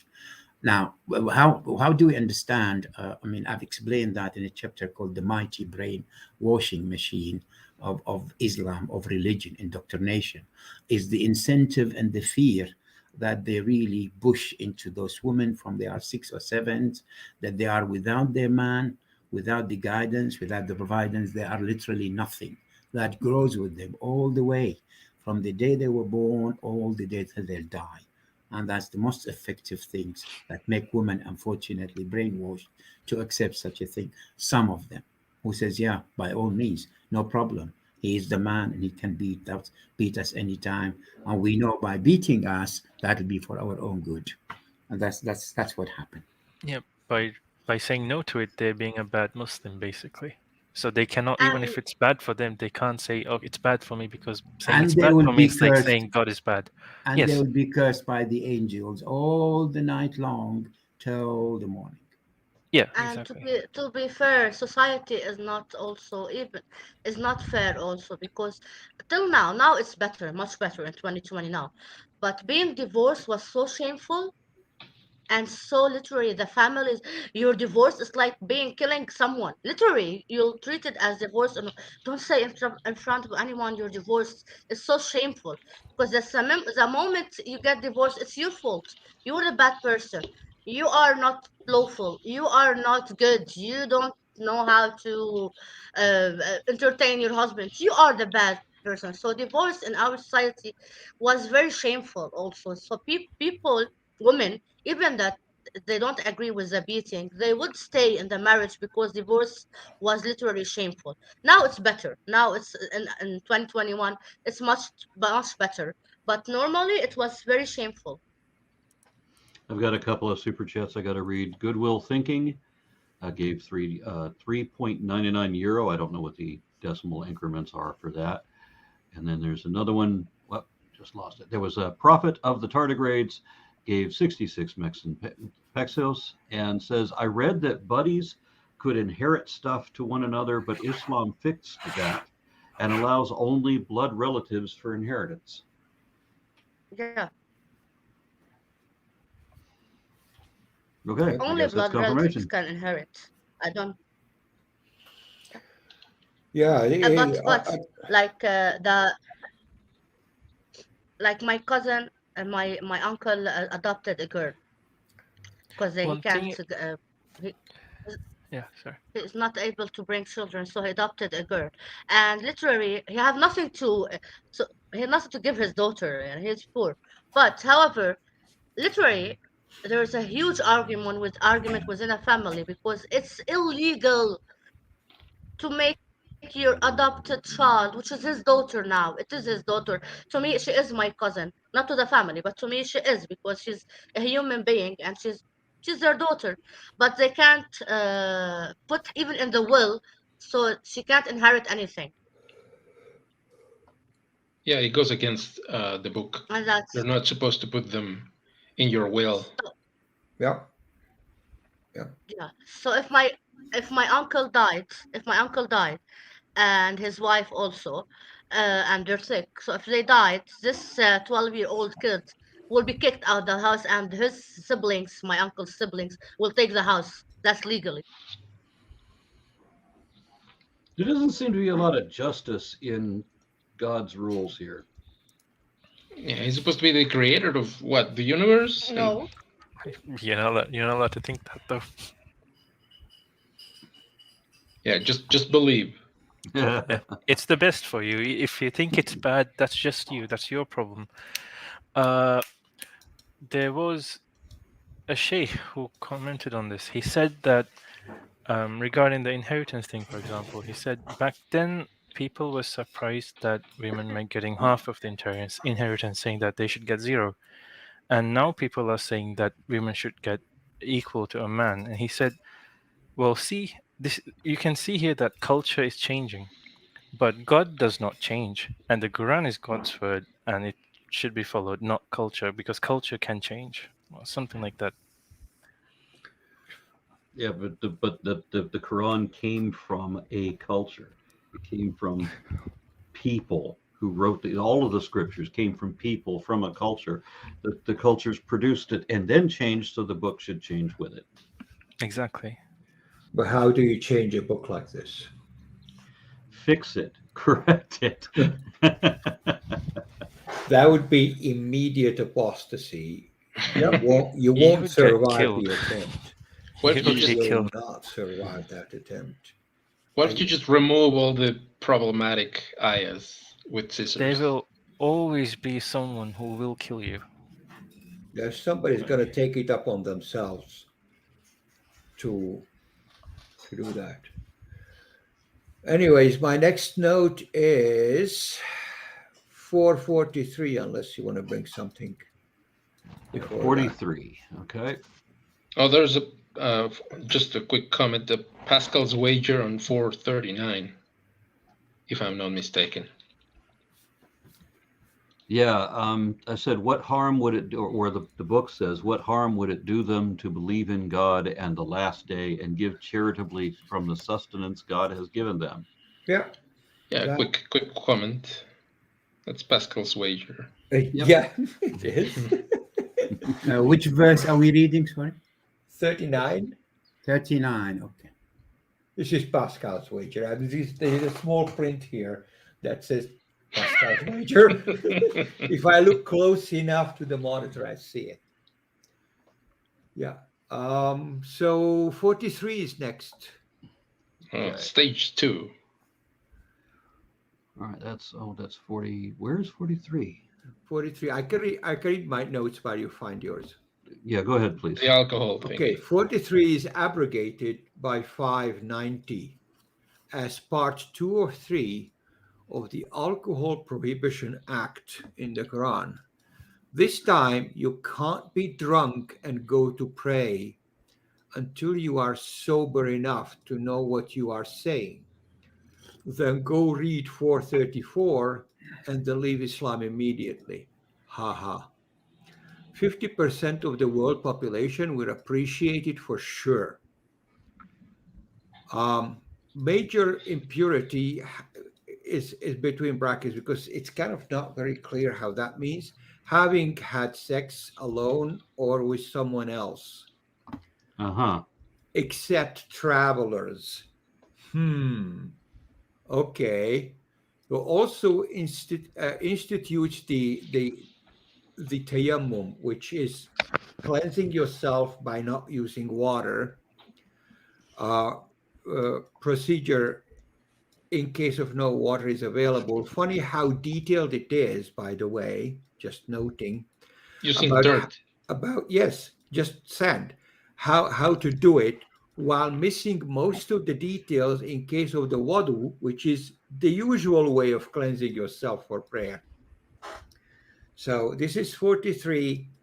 You can read your notes, Aaron, but it's abrogated by 590, but let's go through it. All right, so Halim explains that the prohibition of intoxicants was introduced by stages, and they were eventually made completely unlawful, because God can only prohibit things like alcohol in stages, but he still allows spousal abuse, sexism, and slavery, because what could even God do about those things? I don't know. They are so engraved that they are unexpungible. Yes, these are the chariots God cannot do anything about. Well, I also have drinking alcohol would hurt you, but making love to women would not. And that's the difference. Wow. Don't you see wisdom now? I have an observation here. My eyes are open now. Yeah, okay. Speaking of open eyes, Anton has an observation. Yes. Yeah. In this verse, it talks about the alcohol. This is stage 2. And it talks about this cleansing with dirt. In case there's no water, or one of my versions says, in case it's too cold, or whatever. Well, the cold is kind of like a side excuse. Like it's too cold, so the water is frozen, so you can't use it, right? Because it doesn't. I have a question regarding the chat. Somebody in here said there's a 40-day ban on praying if a Muslim drinks alcohol, according to the Quran. Now, I haven't seen that, but I mean, that just seems like to be the perfect loophole. If you want to get out of praying, just drink. No. No. First, yes, in Shia, if you drink alcohol, because they thought alcohol will stay in your blood for 40 days, you can't pray or fast, but you have to redo it. So if you can't fast, you have to fast again, and if you can't pray, you have to pray it again. So it's not a loophole. You gotta do it again. It's kind of making it bigger than it needs to be, right? So if you drink and you're drunk, then your prayers are null and void for the next 40 days, which means you have to redo them. Yeah, it's just more clarification. It's not particularly useful because this verse basically says you cannot approach prayer until you're sober enough that you know what you're doing, which is about 4 hours. To know what you're saying, I beg your pardon. Yeah. What you're saying. You have to be sound of mind, but you have to be also clean in your body. Well, that's not hard to approach, right? That's not hard to achieve, but getting sober, like from a drunken state to a sober state, that's about 4 hours, right? Yeah. So this prohibition still allowed drinking alcohol after the night prayer, and you could be drunk until 2 or 3 in the morning, and then you sober up in the whatever for the morning prayers, and you're still good, right? So it looks like for God, it's very important that you are in a very pristine state when you're doing your prayers, even to the point that he specifies how to clean yourself with sand when water is not available. But funny how he forgot to mention that alcohol is very good at cleansing. Oh, he doesn't know that. If he would have mentioned that outside, not if you take it inside. Okay. Yeah. So he does mention. Yeah, he could have said, "Oh, by the way, if you pour that on you, it's a very good antiseptic." Indeed. That would have been That would have impressed me. But That Well, would then, have been that would be impressive. useful information about, Yeah. hey, there are microbes that cause infection. Yeah. Things that God should be saying in the Quran and in the exactly. Bible, but doesn't. By the way, this particular verse, it says, I'm trying to remember that one of the Sahaba was a imam, was a lead in a prayer, and he was reciting because in in the three prayers in the morning, after sunset, and the evening, you need to recite loudly. And he says that God has some son and daughter. He reversed the verse, and everybody was so astonished, and they realized that he was drunk. So the verse came. That was the giveaway. Yeah. That's it. No, Yeah. what the exception of getting cleansed for prayer is? Mhm. Being a traveler on the way. Oh yeah. You yeah. can be as scruffy and dirty as you want. And entered through one door and just get the hell out. Like, don't Yeah. stay. And Yeah. can we also say that if you touch a woman which is not your mom or sister or wife, your wudu is now not real, Not not valid. It's spoiled. correct, Right. and you have to You can't touch any remake it. woman. Yes, Yeah. yes. Yeah, I forgot to Touching mention the that. woman, I will touching add, us, our dirty, filthy beings. I will add to that if Even you by touch mistake. your wife, your wudu is invalid. Yeah, you have to clean No, yourself I after mean, you can't being with a force woman. her hand No. to the mosque. Wait. To us, and Shia, it's not us, not me. In Shia, if you touch your mom, your sister, your wife, if she's clean and she's not in her period, and she's Oh. clean, if touching it, you can do the prayer normally. But if you by mistake touch some woman who is not legally, you can not legally, you like your cousin, a stranger, you have to remake the wudu. But your wife or your daughter or whatever, if she's not in the period, emphasize on the period. If she's not in her period, you can go and pray normally. That's in Shia, but not in Sunni, by the way. So we shouldn't Yeah, I take know that's in exception. Shia. I'm talking No, about in Shia. Sunni, any woman would spoil your prayer, would spoil your wudu. No, Yeah. not yeah. We are Okay. more Anyway, open-minded. the verse is very clear. Lamistum An-Nisa, any woman, all women. Any woman. There's no It's not. exception. It's not specifying what kind of woman you can't touch. It also amuses me that both in the Quran and in the Which is Bible, worse. that there's this prohibition against approaching or touching a woman, even your mother, on her period. That's not in the Quran. Yeah. Isn't that what you guys just read? What do you No, mean? but Is not that not this one? sorry. Well, There's nothing to do with the period here. Just no sorry. period. Shia Islam. Not what kind of woman, not what relation of women, any kind that is That's not it. a male, and you touched it, you have That's to go and wash That's yourself. very clear. Absolutely. No Oh, so it's exception. more general. Which is worse. It's worse. It Yeah, is but worse. explaining what the verse The is. point If it's worse, is, not, it you're is right. worse. It is worse. Exactly. It's Yeah. broader. Yeah, I agree. Talal, I agree. That's what the verse says. I'm telling you, the Shia reference is what they say. That's it. I agree that all Sure, women sure. in verse Understand. they say all women. There's 70 division in Islam. You will see probably 50% of 70. them disagree, 180%, 72, but there's 70. This 50% of them 180 different, 80-degree different from the other 50%. I understand. Yes. And this is devout believers. They're not people like us. They believe in this and they're disagreeing. No, I'm talking about fatawi. These are fatwas. This is from the upper, the high authority. I'm not talking about the normal people. Yeah. Yeah, this is what I mean. Okay. Next note is 446-47, and it's just cursing the Jews. Well, what do you know? You can't have a surah without a Jewish curse. You just have to have that. Right? And your question, Aaron, people of the Sabbath. It's actually the correct translation is people of the Sabbath, which means the Jews. Okay. Yeah. And these are God's chosen people according to the Hebrew Bible and even the Gospels. Exactly. Yeah, those. And not the Quran. But not here. They're not. They're just being cursed. So.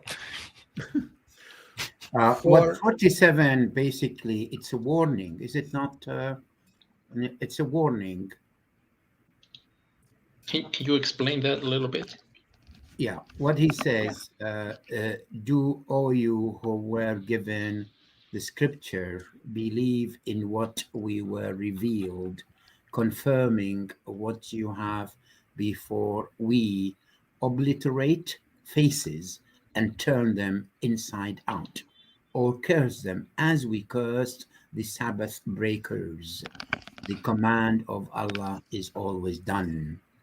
I think that's a warning for Muslims not to believe and not to trust everything God says to them. Otherwise, they will end up like the Jews who've been turned into ape and pigs. That's what the verse says. Yeah, Oh, to it's a Thomas, physical to Thomas transmit. means to deface, right? So if you Thomas somebody's face, that means you turn it into not a face anymore. Yeah, that's another thing, which is the face of apes and monkeys. Sorry, Yeah. it's not the face of the human. That's what he Yeah, meant. yeah. Okay. He will deface them if they don't believe. All right.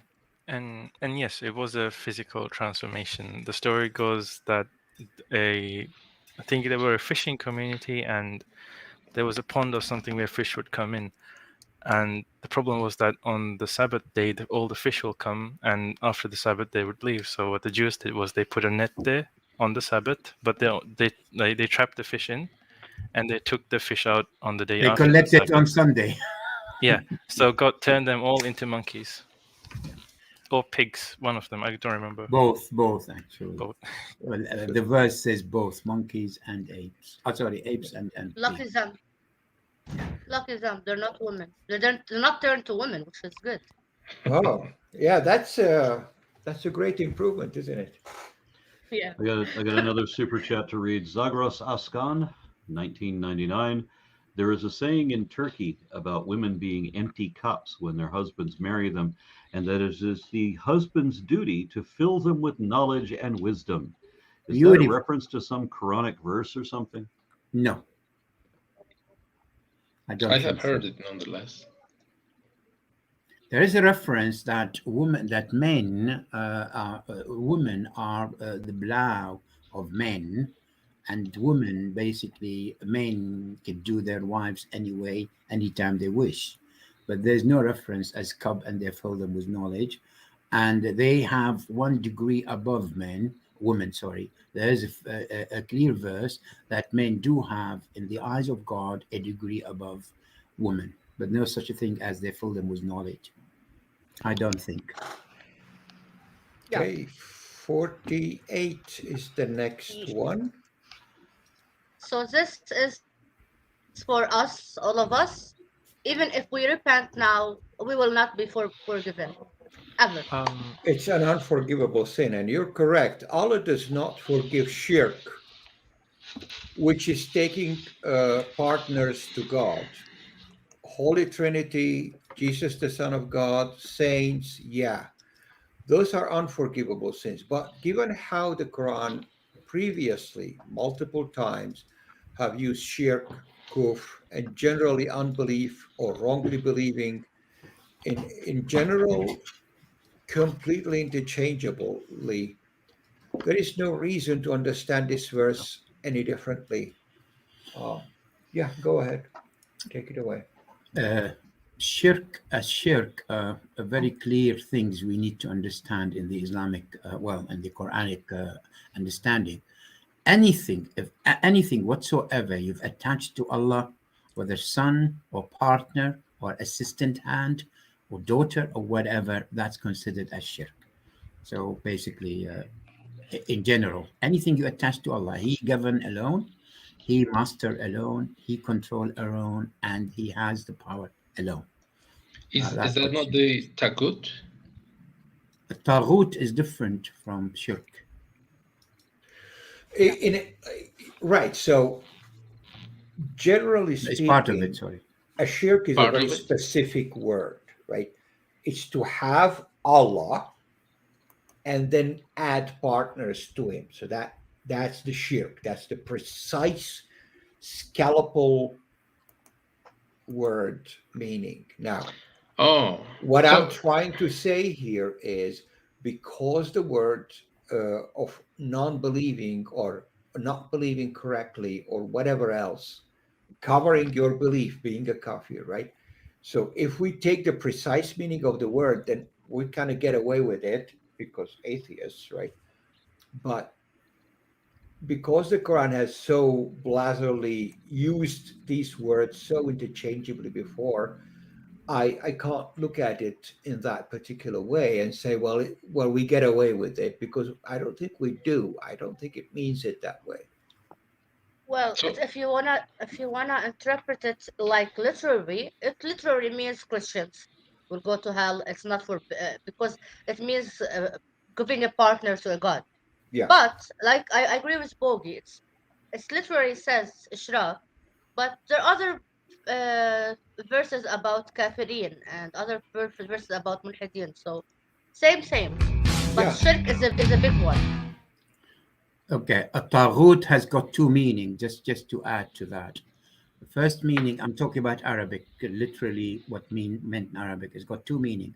Taghut as such, exceeding the limit and turn something right into bad, or into oppression, or into something not good. Second thing is to worship anything but Allah. Anything but Allah. If you worship anything but Allah, it's not to associate with them, it's to worship anything. That's what means taghut. Has got two Right, so main meanings. Okay? instead of Allah, right? Instead of Allah, correct. Oh, okay, yeah. Okay, we are going to visit the next two verses mostly because they are abrogated. 463 is abrogated by 9.5. If you want to read it, go ahead, but it's abrogated by 9.5. So all that philosophical yammering about the unbelievers and what to kill and what to leave is abrogated by 9.5, but go ahead. God knows well what is in the hearts of these people, so ignore what they say. Instruct them and speak to them about themselves using penetrating words. Yeah. Instead, that was replaced by penetrating other instruments. What's the issue here, by the way? Where's the issue? It's just abrogated. I was just bringing it up. This is Yes, abrogated. I've got another super chat. Noxum Voltunhair gave £5. Glad to see the Surah reading return, including Diana, Voice of Justice. So far, so bad. Indeed, Buraz. Thanks to Lal and all for impartiality. So thank you very much for that. It is very bad. We're trying to be as impartial as possible, by the way. Yeah, but how do you be impartial with this? Well, I'm trying to be justice to language and whatever being said by among bro and foe. Yeah, I appreciate that way we Talal. are. You've mentioned several times that we need to be fair to the context in the language and interpretation, and we do want to be indeed fair. I don't call the Quran unjust because of bias. I call the Quran unjust because I read its injustice, and it's there. It's in black and white. It is unjust. 464 abrogated. You will read your notes. It's abrogated by 980. So no forgiveness, no matter what, even if Muhammad asks for it 70 times over. Unbelievers will not be forgiven. Please read your notes about 64. All right. I said, yet all these preceding prophets established different religions, and they were therefore all failures in God's current judgment according to Islam. Yeah. So all that detail about different prophets and no, they are not believers, and they should be treated as such in 980. This verse was said, to my knowledge, at certain time was Muhammad was so furious with certain people, and then obviously obligated to say that God mercy can encompass or accommodate everything. So this is what happened with Nasikh or Mansukh, that the Prophet says something at a certain time due to reaction or anger or something, and then after a while he feels that he should have said something better, and then another verse came to justify what he said earlier. Yeah, but here the abrogation is actually chronologically happened after 464. So Muhammad has a softer heart when he said 464, and then he hardened up when he said 980. And that's why the abrogation is in place, because he changed his mind towards the worse. Yeah, the abrogation could be for the worse or for better. Okay, not necessarily. It can go either way. Right. And the only requirement for the abrogation would be different, and it'd be chronologically later than the verse. These are the two requirements. 465. I was told, just a quick comment, that there is a scientific miracle in the Quran on 456. 56? 456? When you say scientific miracle, do you mean what nadir means, that it's a scientific contradiction? That's what I was told by the Center of Islamic Studies. I can elaborate on that when you allow me. Yes, of course. Please. Yeah, sure. That it's 10 years ago, 20 years ago, this guy, Zaghlul al-Najjar, who come up with all sorts of pseudoscience, and he says that how Muhammad knew that the skin is the most sensitive part of your body. And this is what the verse says. It tells you that to feel the pain, how good God, Allah knows, Muhammad knows. If Muhammad doesn't know, so Allah must know. The scientific miracle here, that God used the most sensitive part of the body to make you feel the pain, which is the skin. And we only knew recently, in the last 200 years or so, that the skin is the most sensitive part to touch and the rest of it. That is what the scientific miracle here. Yeah, but can I very ignorant? Wait. Haven't the human discovered fire by then? At Muhammad's time, haven't they touched anything? A thorn? They did. Even absolutely. But again, so what's the same like everything else? Now we've refuted that. We've said definitely a child of 3 years old touch something hot, he'll never do it again, and he knows very well it's the worst thing could happen. We've refuted that. But this is what they announce as God has knowledge even of the skin. Miracle? Yeah, okay, that's what they referred as a miracle of science. Okay. That's not even a miracle, not even by Muhammad standards. Right, yeah. Like, he would have known much better than that. I mean, it only took him one time next to the campfire to forget his hand over the fire for too long, and he would know that that thing is not okay. Yeah. And the guy who added and commented on that says, God, do you know that the skin really has got so much cell and so much so and so much so and so much spread urine, what we call it, asab, nerves, that nerve endings. Nerves, yeah, it's spread in every millimeter. Has got hundreds of these sensors. And obviously, Muhammad didn't have a microscope. He didn't have any knowledge, so that must be a miracle. This is that's what I was told. That's the miracle. Okay, that's how they put it. They knew that camels had 4 legs, huh? Okay, 65. Next note. They don't become fully believers until they call you to judge between them and then not object to your judgment. Please read your notes. This is full submission. I said, yeah, you hear that? You cannot be a true believer until you surrender entirely to Muhammad's assumption of absolute authority. Yep.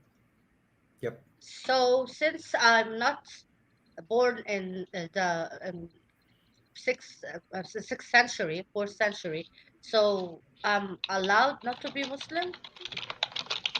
You kind of have to be. Yeah, because Muhammad is not alive anymore.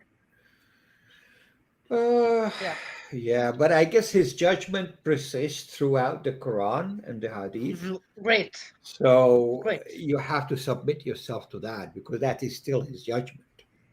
As a woman submitting to Hadith will literally, I'd rather be a pig, be like zapped into a pig.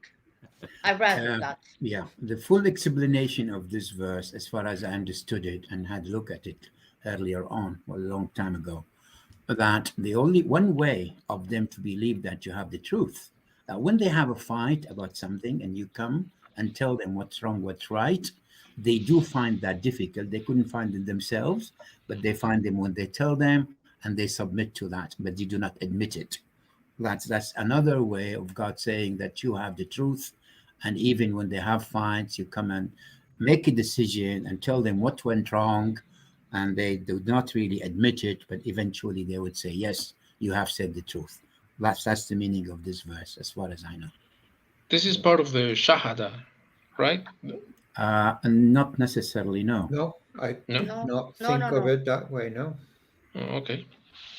Any Just he's dispute. wiser. Muhammad is wiser. He knows the truth more than Yeah. you. So Well, if you have a that's fight, correct, yeah. go to Muhammad because he's a all knowledge guy. Correct. Unless you're a Shia, because then it involves Ali too, but whatever. No, no, actually no. The There's no, Shia? no. We don't Shia? have, yeah. No? Wait. Just to be fair, uh, just to be fair. Okay, we go in Islam. We go on the Sunnah Nabawiyah. Ali has Mafatih al-Jinan, which has his own versions, but all the religions goes on the Sunnah Nabawiyah. There's nothing to do with Ali. Uh-huh. It's all the only fight about Ali is Ali should be the main leader after Muhammad or not. But Yeah, we don't I was follow going. Ali because I was talking about the Shahada, by the way.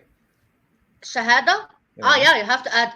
Of course, you have to add Ali بالحق ولي الله. If by force he's the descendant of God. Yeah. Yes. The wali. What's wali Yeah. in English? I don't know. Ruler, master. Guardian. Yeah, right, ruler. Yeah. Yeah. Guardian. Yeah. Ali is the guardian of God. Can I just add something about the Shia understanding of Islam and Muslim and Sunni? Yeah. The Shia said everything they referred to Muhammad, but they have said he assigned all the knowledge to his Ahlul Bayt. Ahlul Bayt is his closest family, and one of the closest family is Ali, Fatima, Hassan, and Hussein. So eventually, in the hierarchy, they do take what Muhammad says, but they always says even Ali said it not better, more clearer. So he's really assigned to say everything on behalf. So he's really the lawyer. He is the knowledgeable. He is the one who inherited all the knowledge. So they often refer to Ali as he is the one who absorbed all the knowledge from Muhammad. Okay, so that's the idea. So they link to, I agree. yeah. I agree. Okay, so basically, but what they say is, what they say, we deny totally that Muhammad has given any knowledge. These people are apostate, and they're not apostate, really. They claim to have the knowledge, but they are not. They are simply human with a great mistake. Their aim was to take power, to take the ruling, and nothing else. But the knowledge was being devoted and given to Ahlul Bayt, and the top of them, what we call, when you say the tip of the knowledge, is Ali, then Fatima, then Hassan, then Hussein, and the Imams who came after him, the 12 Imams of the came after him. descendants. Yeah, okay. The descendants of Ali and Fatima. Correct, which is the 12th, or the 7th, or the 5th. Yeah. So that's the difference. Okay. Right. Next note is 471. It's my last note for today. I agree. Is abrogated by I agree. 9122, which basically says maybe send some scouting forces before committing to an attack. Allah is not sure if he can support you. Sorry. Sorry. Yes. Can we go to 66 before that? Yes. 66. If we had ordered, lay down your lives and leave your homes, they would not have done so, except for a few. It would have been far better for them and stronger confirmation of their faith if they had done as they were told.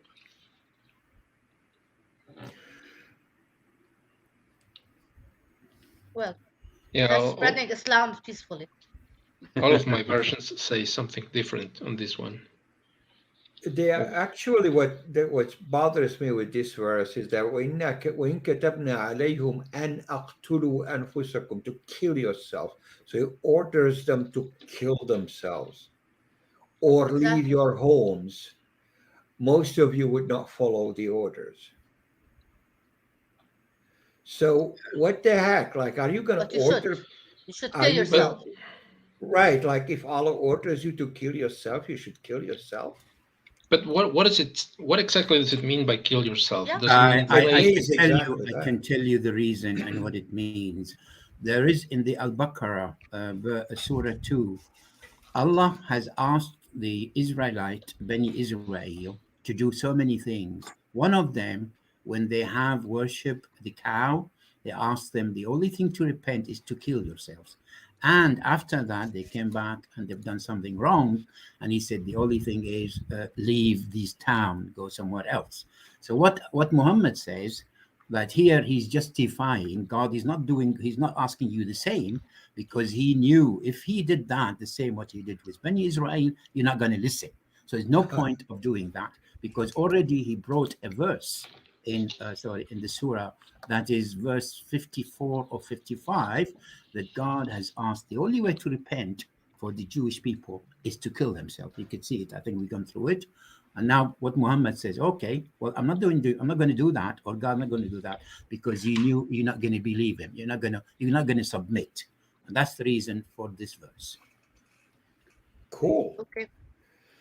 So 9122 is basically scouting instead of running and attacking any enemy, because Allah might not be able to support you against some enemies that might have chariots, you know.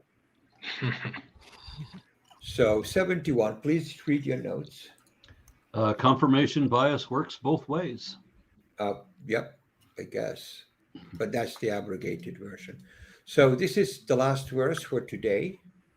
And hopefully we'll finish the next half of this surah next time. Yeah, I got to look at when next time is going to be. I should have checked the calendar already. A week from tonight is Halloween. So not that one. So were we good for 2 weeks from today? Yeah, I think I'm okay. Yeah, that's good. Hopefully I'll be there. All right.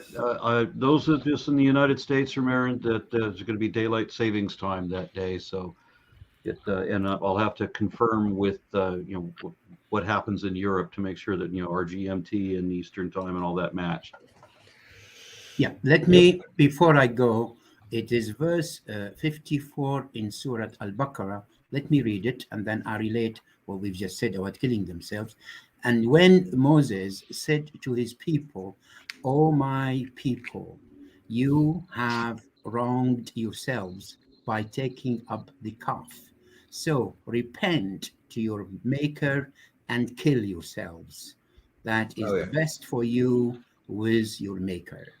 So because Muhammad has said that verse, since I believe he orchestrated the Quran, he remembered if he asked them to kill themselves, no, they're not going to do that. So because he said that already with Moses. So this It's kind of funny, because a few verses earlier, God says killing yourself is bad. So God is telling people to do bad stuff. Yeah. I'm just giving you the relation between the two. Yeah. If you kill yourself because you have depression or whatever, or like maybe you're running from something or whatever, you gotta go to hell. But if God orders you to kill yourself, that's God. A different Not story, obey. correct? Yeah, he knows better. Yeah, so it's much like the Old Testament where it says, "Thou shalt not kill," and then on the next page it says, "Kill every man and his brother." Absolutely. Yeah. Right. Pretty much. Yeah. All Well, right. thank so, you very much. Enjoyed this session today. Yeah, looking forward to the next one. And thank you very much for the whole panel. Your contribution's very valuable. Missing Mubarak, but I'm happy to have the ones that I have, each of you. So thank you very much for your contributions, and I'll see you in a couple of weeks. Thanks, Aaron. Bye See you. for now. Thank you so much.